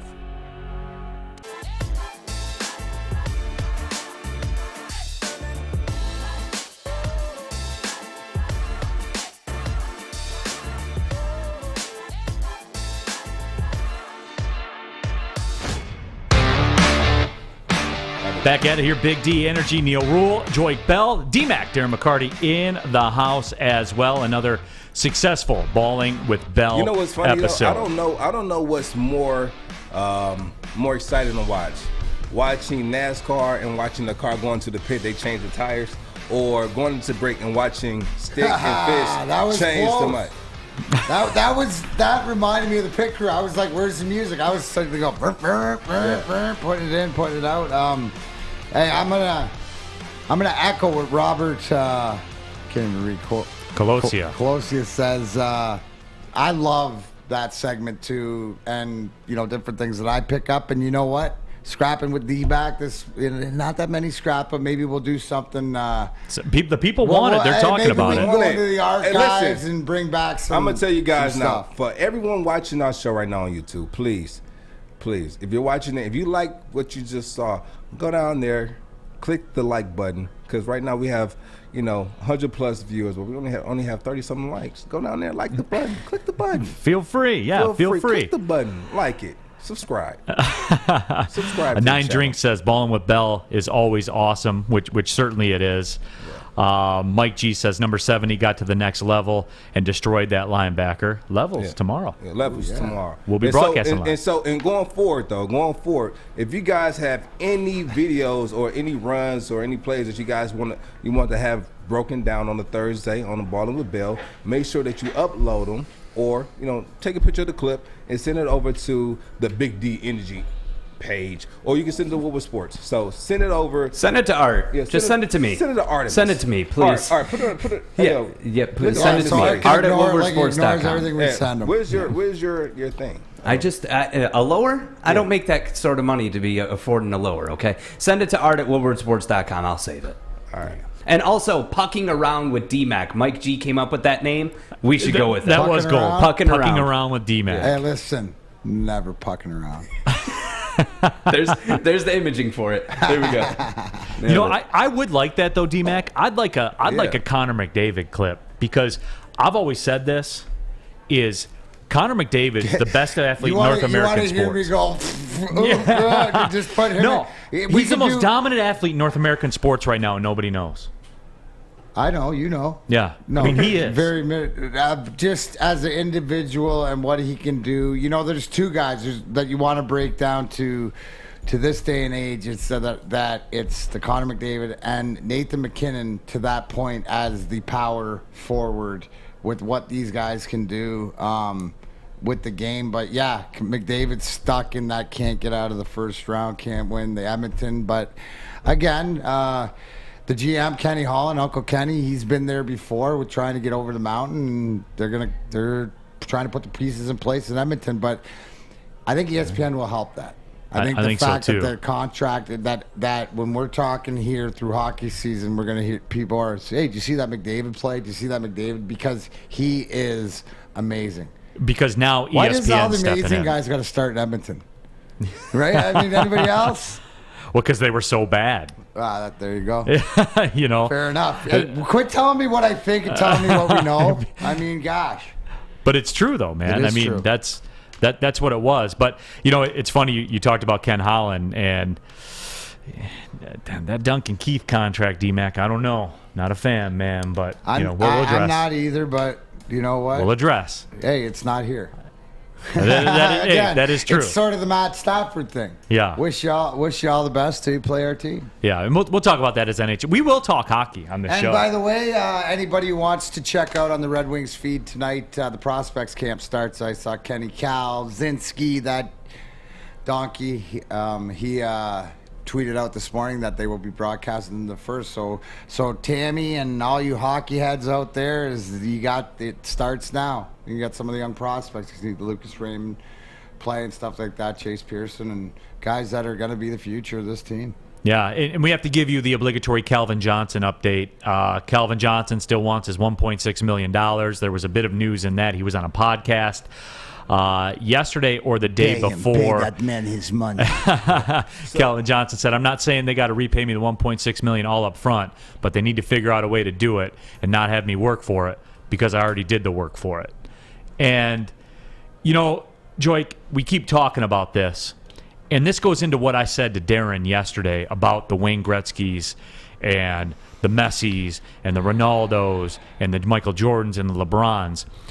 Clavin fits that to underpaid versus what he produced for the league, for TV contracts, for jersey sales, for ticket sales, for the Detroit Lions. He was underpaid. Yeah. He was. I'm going to tell you this. Give the man his money. And we talked about this a few times before in the past. We've been talking about this for a while. I remember when we had our conversation back in 2015. We had this conversation around this time, almost 5 years from today, when we sat there in that practice and we talked about him wanting to retire. And I said, Clavin, you're going to get $16.5 million next year. Just come back. We don't need you for every game, but you've been on the team and you've been out there on the field is going to allow us to be able to have that threat there. I say you don't even have to practice every practice. Like, you practice one time a week. We know you're going to be ready for the game. We know you're going to do everything you need to do in order to be ready for the game. And he said no, he didn't want to leave his legacy like that. He wanted to, and also he wanted to look out for the team and say, and relieve that cap space. So he was doing what was in the best interest of the team, and not even really for himself, because he could have came back. Yeah, right. He could have came back, practice once a week. Yeah, show up for the games. And he could have did that, but he didn't want to do that. And then he wanted them to get somebody in that can really help the team move forward. And so to see that side of him, and and then they come back and take the 1.5, 1.6 away. I think he's, I'm a fair man, because I'm a lion at heart, true friend. But at the end of the day, I'm a fan of what's right as well. You have to give that man back his money in some shape or fashion. And the way that they offered it back to him initially was they offered it back to him where, we can pay you $500,000 a year. As long as you work with. But you got to come dance for it. Yeah, but here's the problem. Yeah, the Lions sent him a proposal to pay back the $1.6 million by paying him $500,000 a year, 3 years, in exchange for him doing 28 hours a year of work for the team, plus a one-time donation to $100,000 to Johnson's fund. I mean, come on, guys. And this is the point right here. Steve R says it best, though, Joique. Listen to this. I went to the preseason opener, and they had his jersey this year. The preseason opener, Lions had his jersey in the shop. They wanted $350 for it. It was the most expensive jersey in the store. Pay that man his money. Listen, if here's the bottom line. I don't care if it's $1.6 million, $160, $16 million, $160 billion, right? If this is the signing, if in the contract, because I'm just going by Darren McCarty, right? Signing bonus, right, is you're getting, so if I'm going to do a new deal, right, whatever I missed out on in the past, I'm getting in the signing bonus. Whatever's in my contract is for services rendered. Once I sign that contract, that signing bonus is mine. Right. Whatever. I don't know what the legality of the contract is. But yeah, because technically they draw it out over the life of the deal per year. So but it doesn't matter if you are guaranteed, right? Well, so you could say that and residual and do whatever. But if this is in the contract part of the money that you owe me in the signing bonus, then it's not for services I'm going to render. That's my contract. It's for so it's the same thing as anything else. Having a contract or a deal, and it's more so what to speak in the language is. I think it's about principle. It's about the job that I did and to the underpin and to whatever else. And I think that, to me, my mind is, well, what did we agree upon? And I don't care if it's overtime, but if that's part of what I'm guaranteed because it's a signing bonus, then I'll take $300,000 every year. That's already mine for services rendered. So yes. I don't think it's an argument. I'm going to try to look at it at the side of the Lions, right? I'm going to try to look at this side. Listen, we got to pay this guy his money back. Listen, we have to do that, right? But if we have to pay it back, let's see what we can get out of it. So I don't, so for them, they're like, all right, listen. But they need to understand that if they just pay him his money back, he'll come back around. He lives here in the city. His family's here.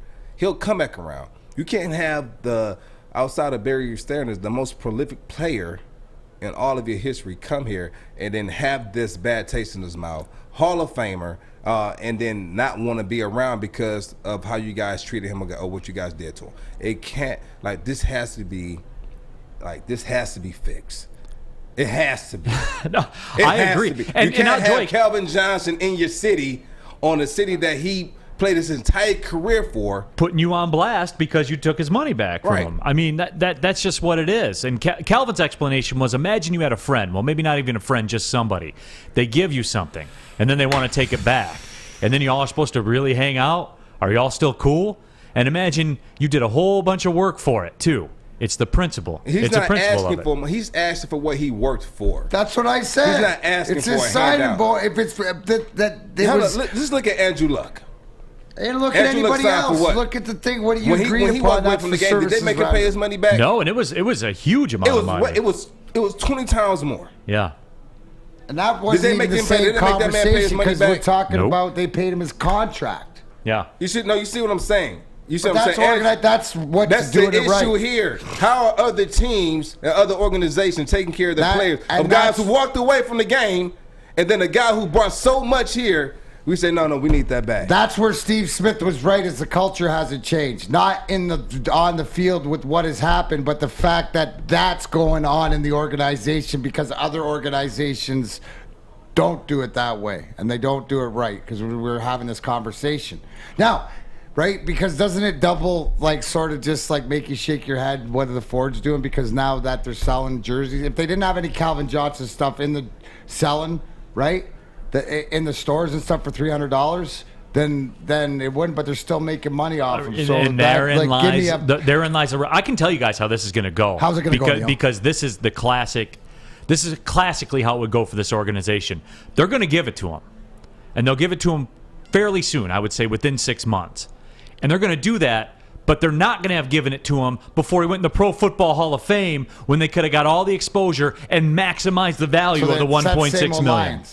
They're the same old lines. Yeah. Where it is. That is. I mean, that I'm telling you guys, this is how it's going to go down because it's a line. They're going to do it, Joique. Within 6 months, they'll give it to him, and then he'll be like, all right, I'm cool. MyBookie.ag's got the line up in that yet. Hey, how long do you think it's going to take the Lions to pay? They said 190 days. That's a little over 6 months. Yeah. No, they will. They'll give it to him within 6 months in some form or fashion. Maybe $500,000 a year for 3 years or whatever, because he's not doing anything for it. Just give the dude his money because again, he already worked for it. But then again, I don't fault them for trying to get something out of it. Because it's a business. I understand that. All right. But once that fails, okay, cool. We tried. Why didn't you handle this before the man went in the Pro Football Hall of Fame? That was the story. The story was never, wow, Clavin is the most incredible combination of size and speed I ever saw on a football field. What I watched that man do in the Gator Bowl for Georgia Tech, West Virginia was putting 3 guys on him. They didn't care. They threw the ball up in the air. Four on him. It didn't matter. He jumped up and caught the ball. He's one of the most dominant players of all time. That wasn't the story. The story was from every other journalist, well, you know, we had to pay back that $1.6 million. He's pissed off about it. That's what the story. You missed the chance, and it's gone, and it's not coming back. You blew it. You blew it. That's why I know they're going to give it to him, because that would be classic on the organizational side. That would be classic. And it's it's a Class A organization, right? They have a lot of good people in the front office now. Absolutely. Nothing but respect a way that we can get this done and the team not be hurt. But like, it's going to take time. It's going to take. And this is not the GM. It's not the coaches. It's a few levels up above them. Absolutely. Life's about levels. Yeah. This Friday from 11 to 1 tomorrow, p.m. Join me, Neal Ruhl, and Darren McCarty at Levels in Center Line, Michigan. Big D Energy will be broadcasting live and saving you a bunch of money. Come on down. Pull up on us. Come out and meet the guys, plus save 10% off flour, edibles, and more when you mention Woodward Sports. And make sure you mention we sent you. Welcome to the Call Sam Chopper Shop, where you can win a custom-built chopper while helping our veterans at the same time. Watch as the Bad Pig Custom team turns this bike into a one-of-a-kind classic chopper. And when it's finished, we'll be donating the bike to Volunteers of America Michigan to raffle off in support of our vets. A great cause to give back to those who've given so much. Watch for Call Sam Chopper Shop episodes on our social media channels and get your raffle ticket today at callsam.com/chopper shop. Back at it here, Big D Energy, Woodward Sports Network, Neal Ruhl, Joique Bell, D-Mac, Darren McCarty in the house. As Joique said, we're going to be live at Levels tomorrow. Be back out there, get to see all those fine folks. The weather's going to be incredible. I'm feeling this weather in September, man. September's great. Yeah. It's an underrated weather month. No, it is. Well, to me, the seasons has sort of shifted, right? Where we're still almost, but it's weird, though, because you're getting like Florida storms now. Yeah. They're in and out, and like for the golf tournaments both this week, like you don't get 30 minutes rains in Michigan. That's a Florida thing. So, but I'll take it where it is. Anytime you can wear jeans and be comfortable. We haven't heard Mr. Bell worry about the AC today, so that's all good. so it is all good. But it's apropos that we were talking about Clavin Johnson. I do too. I'm trying to bring that one back. I'm finna use that one some more. Yeah, dichotomy. I like that one too. Dichotomy is a good one. Mike G says Lions ownership is at a lower level, and they couldn't even cut the crap with a Coast machete. I'll tell you this. I like that one, Mike G. That's it. And remember, #HowWeCoast tomorrow for your chance to win one of these. But the fact is, to your point about the Georgia Tech and playing against Florida and Calvin's size, I know Calvin walked. I never really realized until we're doing an appearance together and we're just standing there talking, and I walked over to him and I actually wasn't standing above him or anything, and stood down there and went, I'm 6'1", and I put my hands up like this, and he put his hands up. He can outreach me by like 6 inches, and then his jump, and it's like unbelievable. I just thought to myself, how do you defend this guy? Yeah.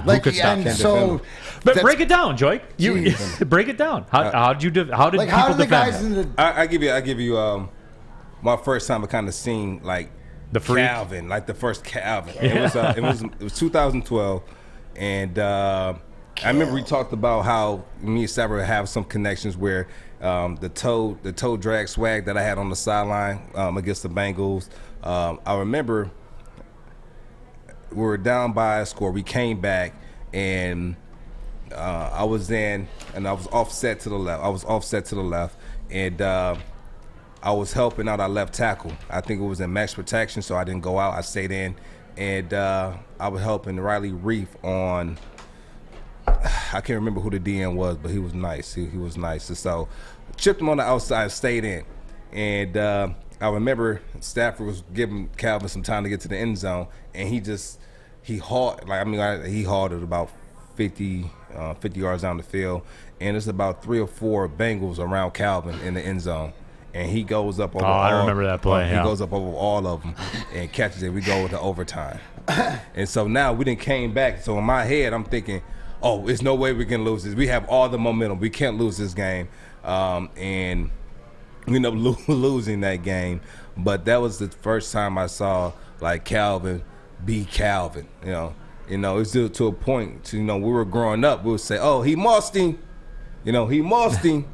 When Calvin does it, do we say he mossed him or do we say he Calvin him? I felt like that was disrespectful. I ain't gonna say disrespectful. I don't feel like it was befitting to say he mossed him. It's a when different Calvin thing, did. right? It's a different. It's like the Ferrari sports car in Moss, and then you got this Humvee tank, impermeable Panzer, World War II, and it's a different thing. Yeah, and so what's funny? Being when you Moss, say that, being Calvin's not worse. It's sort of like, oh, you got King Kong. Yeah. So how it's funny how you say it's Ferrari and then it's a Lamborghini. Yeah. It was funny. So, and you can fact check me on this, but the people fact check me on this. That you know how Lamborghini became. A guy went to Ferrari to tell them what was wrong with their cars, and Ferrari told him, "Oh, get out of here. You don't know about cars." And so instead of him arguing with them, he started his own car company. You know what his name was? Lamborghini, and he started the Lamborghini car. And so I said that was pretty dope.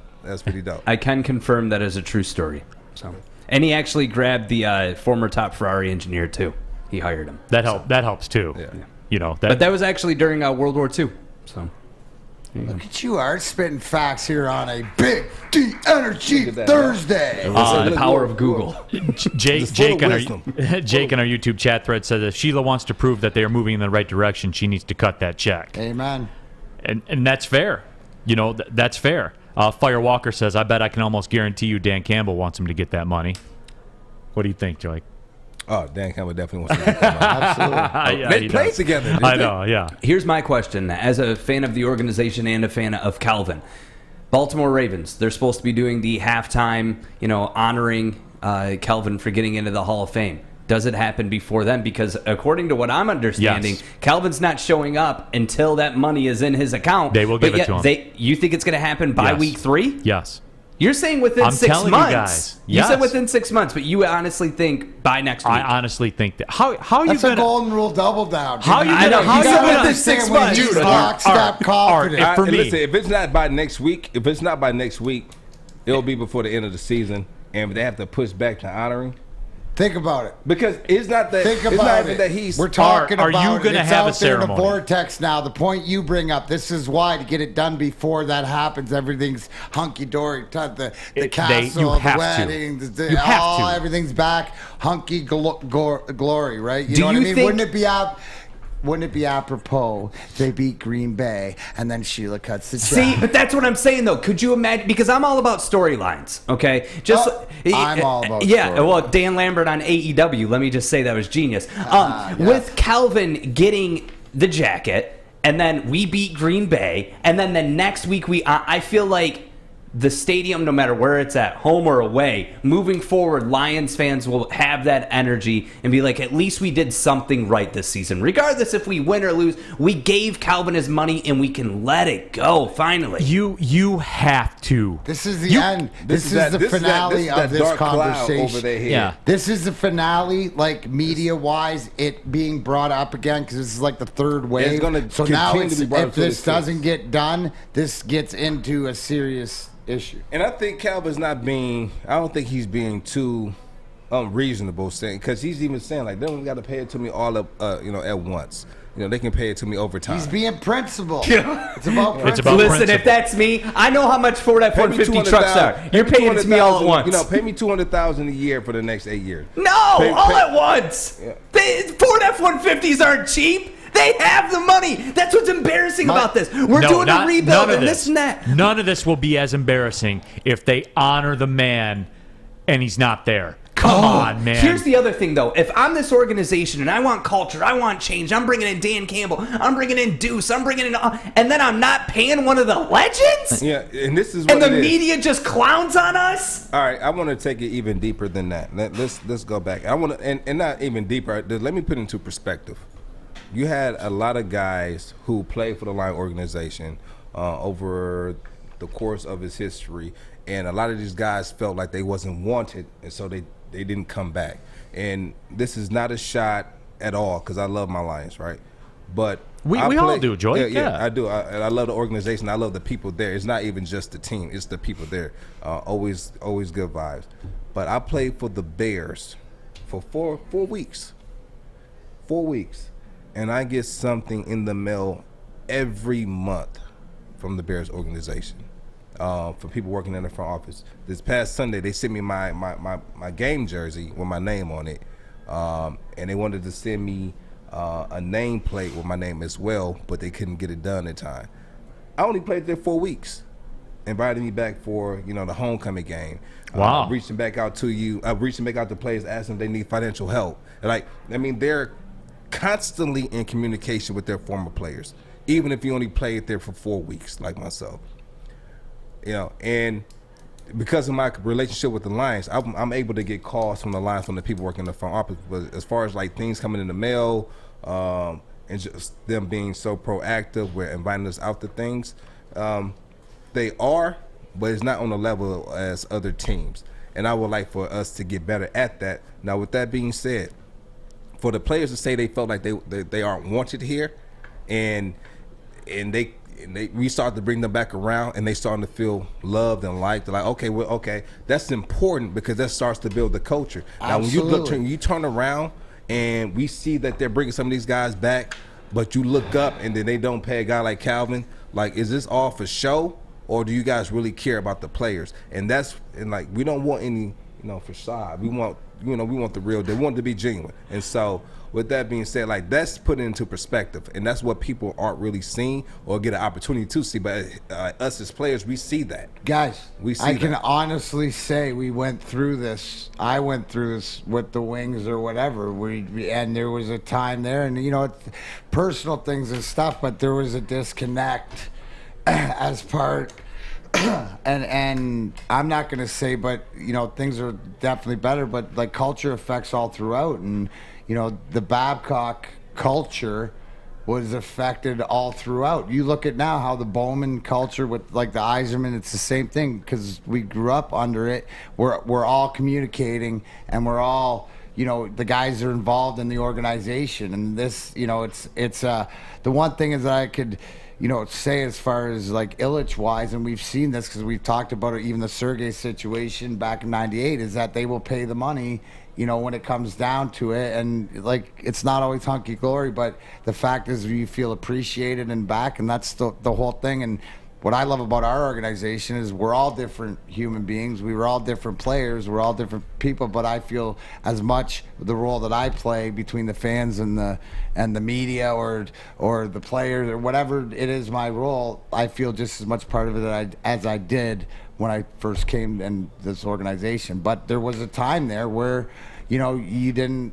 It was like you felt hurt. You were hurt. I was hurt for a lot of years. Just didn't feel appreciated. I feel appreciated now. I think it get done. I think it gets done relatively soon. I really do.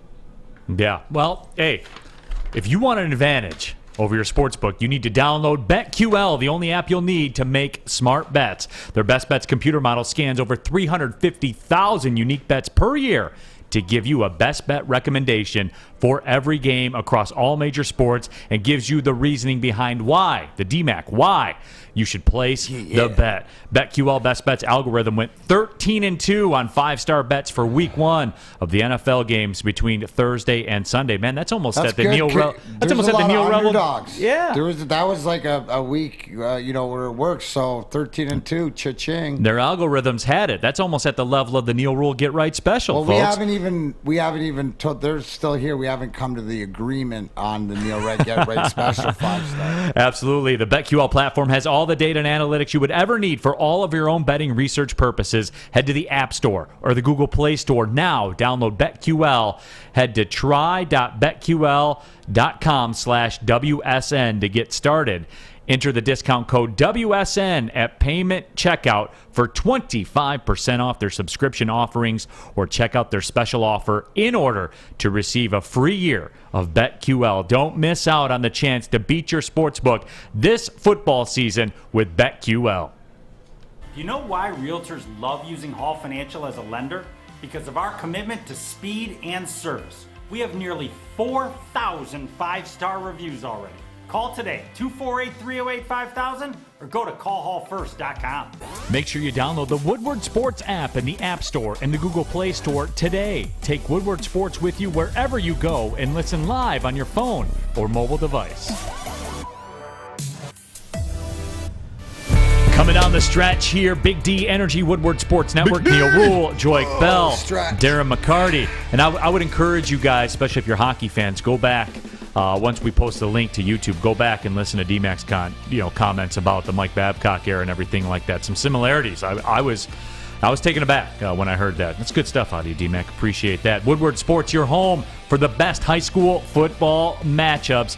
Every Friday we broadcast one of the best games in Metro Detroit on our Facebook, YouTube, and Twitter. Those will jump off at 9 o'clock. This week is a must-watch, folks. Chippewa Valley, they're 3-0. They'll be at Macomb, Dakota. Schools about 5 miles apart from each other. They don't like each other. No. High-level football. Chippewa Valley thrashed Catholic Central, people. Beat them down on television. Hey, Joey, who is your rival football growing up? Like, who is your, like, if would Neal say, who's your 5-mile high school rival or the one that you just had to beat? Every year. Yeah, like every year. You know what? I would say I can't call it a rival because we never beat them. We tied 1 year, never beat them. So it was 2 schools, actually. It was St. Joe, which is right across the bridge from Ben Harbor. That was our They're rival. usually pretty good, right? Yeah. St. Joe? Yeah. In high school, I mean, they're really good. I mean, they're really good now for sure. But when I was in high school, we never lost to St. Joe. I never lost a game to St. Joe. And as a matter of fact, my first game on varsity was the last game of the year. And they brought up about 3 JV players, and I was one of them. And our varsity team was actually 0-8 going into that game. And when they brought up the players from JV, at the time we were undefeated, and that was the only game they won on varsity that game. And then Lakeshore as well was a team that I respected, coached by Coach Doc. What up, Coach Doc? Who also put in a good word for me at Wayne State when they came and talked to him and asked him about me. He also put in a good word. So. Coach Doc over there at Lakeshore, I never beat them. My sophomore year, we played them, and we tied with them, and we went 8-0-1, and that was the only game we tied. So those was our 2 rivals. Now, my son plays for St. Joe now, and their biggest rival is Lakeshore. And so I go, my son said, Dad, listen, you cannot miss this game here. I'm not going to miss any games. He said, but I don't care what happens. You cannot miss this game here. And so that's like the game for them that they go into and they say, you know, they have to win it. And so it's good. They're undefeated right now, 3-0. You know, they have a game tomorrow. They play Kalamazoo Central, trying to go 4-0. They got a shot. They have a shot. Our YouTube chat thread is awash with Clavin Johnson suggestions. Mike G's been on a couple right here. Said the Lions could Venmo Clavin. They could send him a PayPal each month. I think it's a limit on there. So. Mike G said, I wonder if the Lions will send Clavin a $1.6 million gift card for the big boys on the Ford Field Concourse. I wonder if Clavin would take said that. they would take the 1.6 and invest it into his weed company. That'd be good. His cannabis company. That'd be good. I mean, that's a good one. Or, you know, throw it in Pincana. I mean, it ain't going anywhere. So we'll get there. And it's not about the dollar. It's about the principle.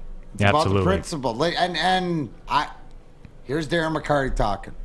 When I sign my name to a paper, I have to be happy with what I'm agreeing to and understanding. I don't count anybody else's money, whatever. Am I getting what I need for the effort? Are we clear that that signing bonus or whatever I'm asking for is either to the new company, the new place, something to bring you aboard, which is apropos, or a new team or something like that, or if, say, you were on a 2-year deal or 3-year deal, and maybe you put in more work than you felt you were appreciated. Well, this is the conversation, and this is a time where you explain that, and there's no reason for it. So it's out of principle, and that's what Clavin said. It's out of principle. And knowing him, that's exactly what it is. Yeah, absolutely. Patrick O'Rourke says, I know I'm behind, but you can't give him the money without affecting the cap. The NFL is not going to approve the payment without affecting the cap. I get that. Figure it out. But it also said, somebody said it was $10 million left on the cap for you know them to what's funny? spend. You know who else kept it affected? You know who else kept it affected? When Andrew Luck walked out with his whole contract, they didn't take anything back. But what I'm saying, if you're going to not SOL the top, right? So you got to separate what we're seeing on the field, what we're hearing from Corey Woods every day, what we're doing there, to how it's operating. The operating has maybe changed a little, but if Sheila wants to put her stamp on this, go right now. This is my team. This doesn't happen. Let's move on. Here's the perfect time. I don't want it next year, 3 years from now, going, oh, well, let's pay. We can't because we got 1.6. Get rid of it now. Do what's right. Let's move on. Spotrac says the Lions have an estimated cap space right now of $9.6 million. I was a little 400 off. Trying to get Joique a little 400. Yeah. He was underappreciated. $9.6 million in cap space. That seems very easy to me. To me, it's worth its value. That $1.6 million is worth its value in the sense of you get the fans to stop talking down and think so about much. How much more. Why are you doing that, Joique? Why are you doing that? Think about how much more it would have been worth the value if you did it before he went in the Pro Football Hall of Fame. I don't know. It's something about art voice. I don't know what it is. Yeah. Uh-oh. It's like, might not be right or wrong, but but real quick, roughly 1,000 jerseys or... Oh, D-Mac, it is right or wrong. Those are the only two options.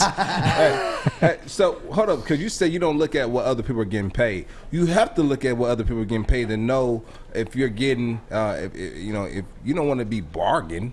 I know you're not going to get me I don't care what but Joique, if I'm competing with myself, I know what my value is compared to the market. That's my research. That's my team going through the contract to know that this is the money for this. That's putting the right people in place. I know what the value is, asking around to whatever else. That's why you have an agent. That's why you have people in your corner. So the fact is, I don't care if the fact the Red Wings want to pay Chris Draper $5 million, that if I want $2 million, I'm worth $2 million. Good for anybody else that can get more. But it's if I don't know Chris Draper's making $5 million, then that's my bad. Today's day and age, you know what everybody's making. So that's what I'm saying. You're competing with yourself. You might not get it the first time, but stick around. It goes back to the first contract. Get into the second contract. We don't know that with the Lions because they never can get a guy into the second contract. God damn. Facts. I mean, facts. Hey. I don't think it. I know it right now. Yeah, you're not telling me what you think. You're telling me what you know. I mean, look at the trail of destruction. I mean, those are some big contracts. I mean, you come in as a rookie, you sign for over $60 million. You get all of that, care. And then come back. You come back and you sign another contract for $130-something million. Yeah, if you played, we don't know that because we can't get a guy to another contract. That was Frank Ragnar. I apologize. You're worth it. You're the best. Yeah, that's Joique Bell contract territory up there. $130 million, man. Me, you talking about that's what I got? Yeah. No, I'm just playing. No. All right. I went on YouTube. When I saw on YouTube, it said, you can type in people's name and type in their net worth. And I typed it in one day. I said, let's see what it says, because it's never accurate. And I said, oh, Joique Bell net worth $73 million. I said, well, speak it into existence. Joique, just not yet. Man, how rich are you? Loan me $100. I'm just playing. Unless you're going to give it to me. He's got dollars. Dude, he doesn't gamble and he's into Bitcoin. He's loaded. But you know what? Actually, I invested in this new coin called, I'll give you the tickets, SOL.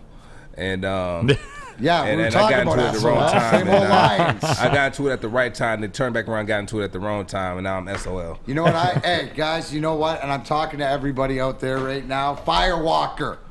We're a hunky-dory, simple bunch, aren't we? We like Sunday football on the feel of a TV remote in the palm of our hands. We like things uncomplicated, like Lady Jane's haircuts for men. Walk in, sit down, before you know it, your hair is game ready. Lady Jane's open 10 to 8, 7 days a week. Walk in anytime. It's wicked awesome, and I'm in for a wicked cut coming up. Stay tuned. Big D Energy, Woodward Sports Network.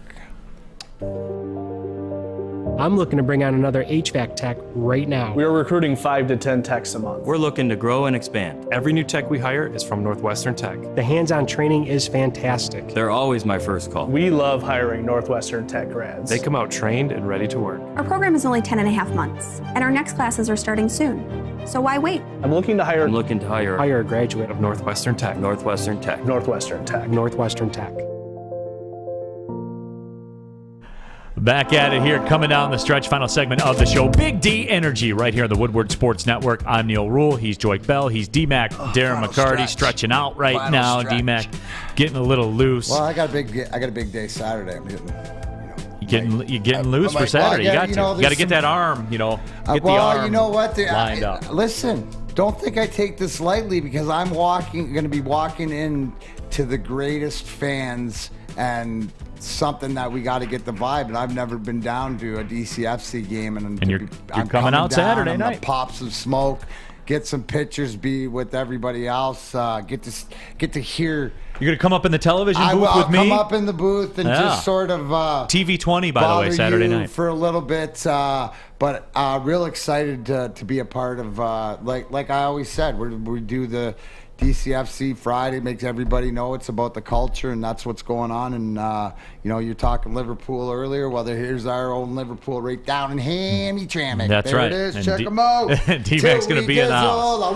I like it. I can't wait. I can't wait to be on, do the TV broadcast with you for a few minutes as well. Go ahead. What you got, Joy?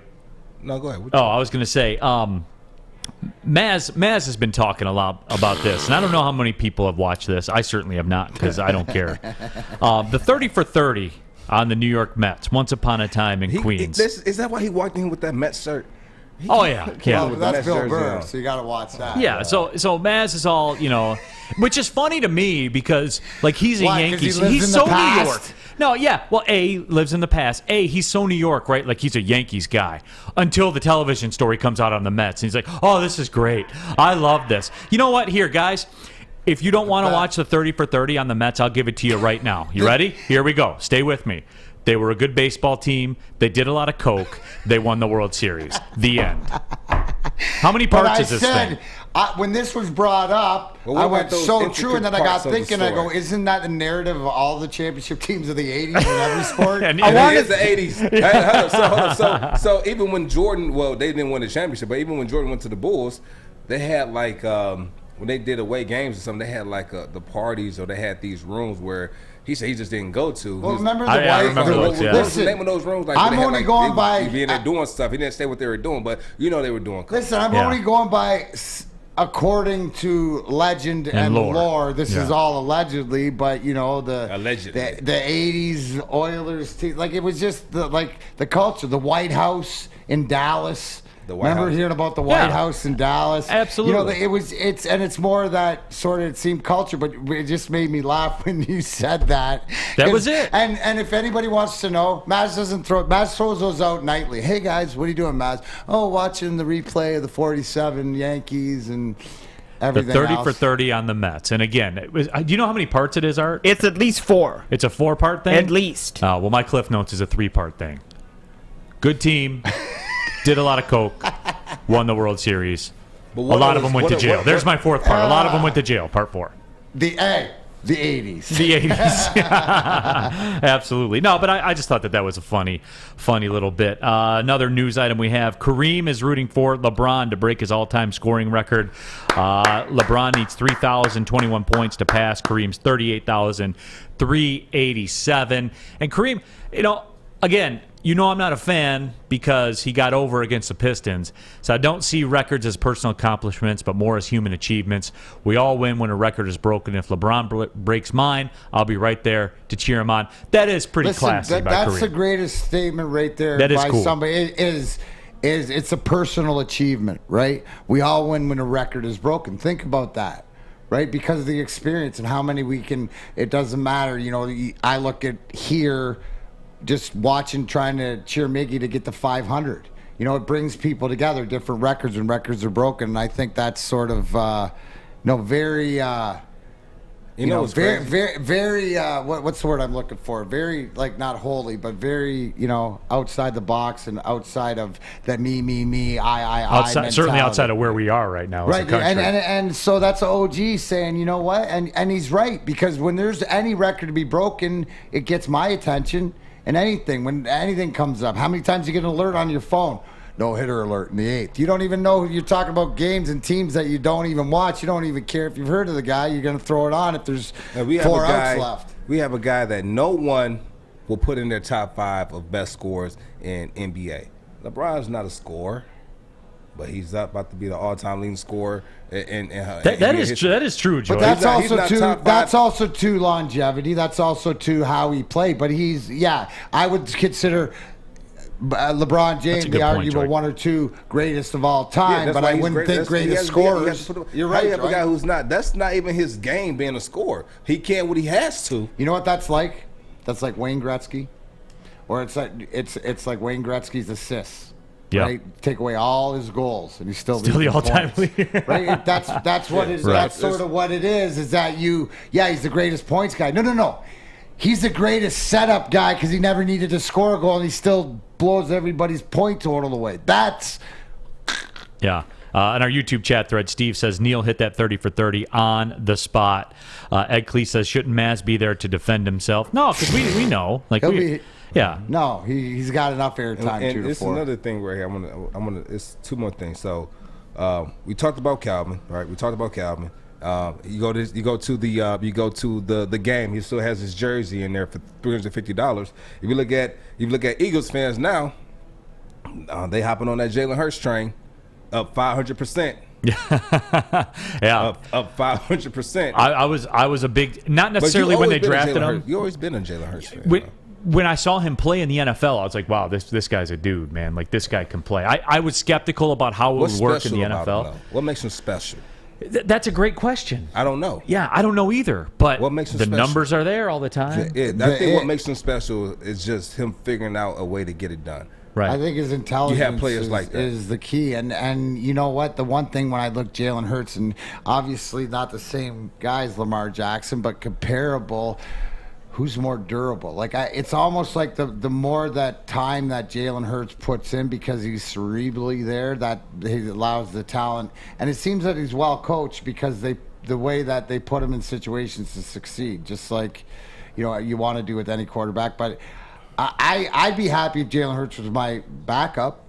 You know what I'm saying? I wouldn't be mad about it. I'd take him as a starter right now, today. I would take him, especially on that rookie contract, second round rookie contract. We didn't get to hit on it, but I really want to hit on it real quick. Carmelo Anthony says that's is there loyalty in sports? Yeah, and we're going to talk about that one tomorrow. We're going to get in depth. So make sure you guys tap in tomorrow. Show that real quick. Show that clip on. Show that graphic. I'm just going to leave you with another big word today. Take a look at this. I'm going to leave you with another big word where he says that, but it's not it.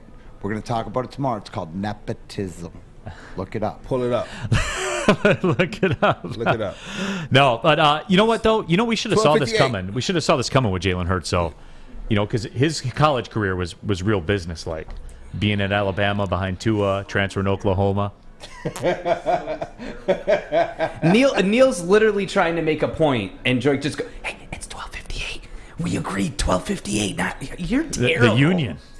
It's a union. Joique's big on those union rules. It's just the Joique union. That's it. Just like the AC issues. No.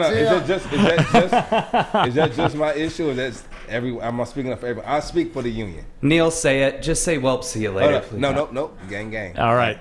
For Darren McCarty, Joique Bell, my name's Neal Ruhl. Appreciate everybody watching. See you tomorrow from Levels. Well, see you later.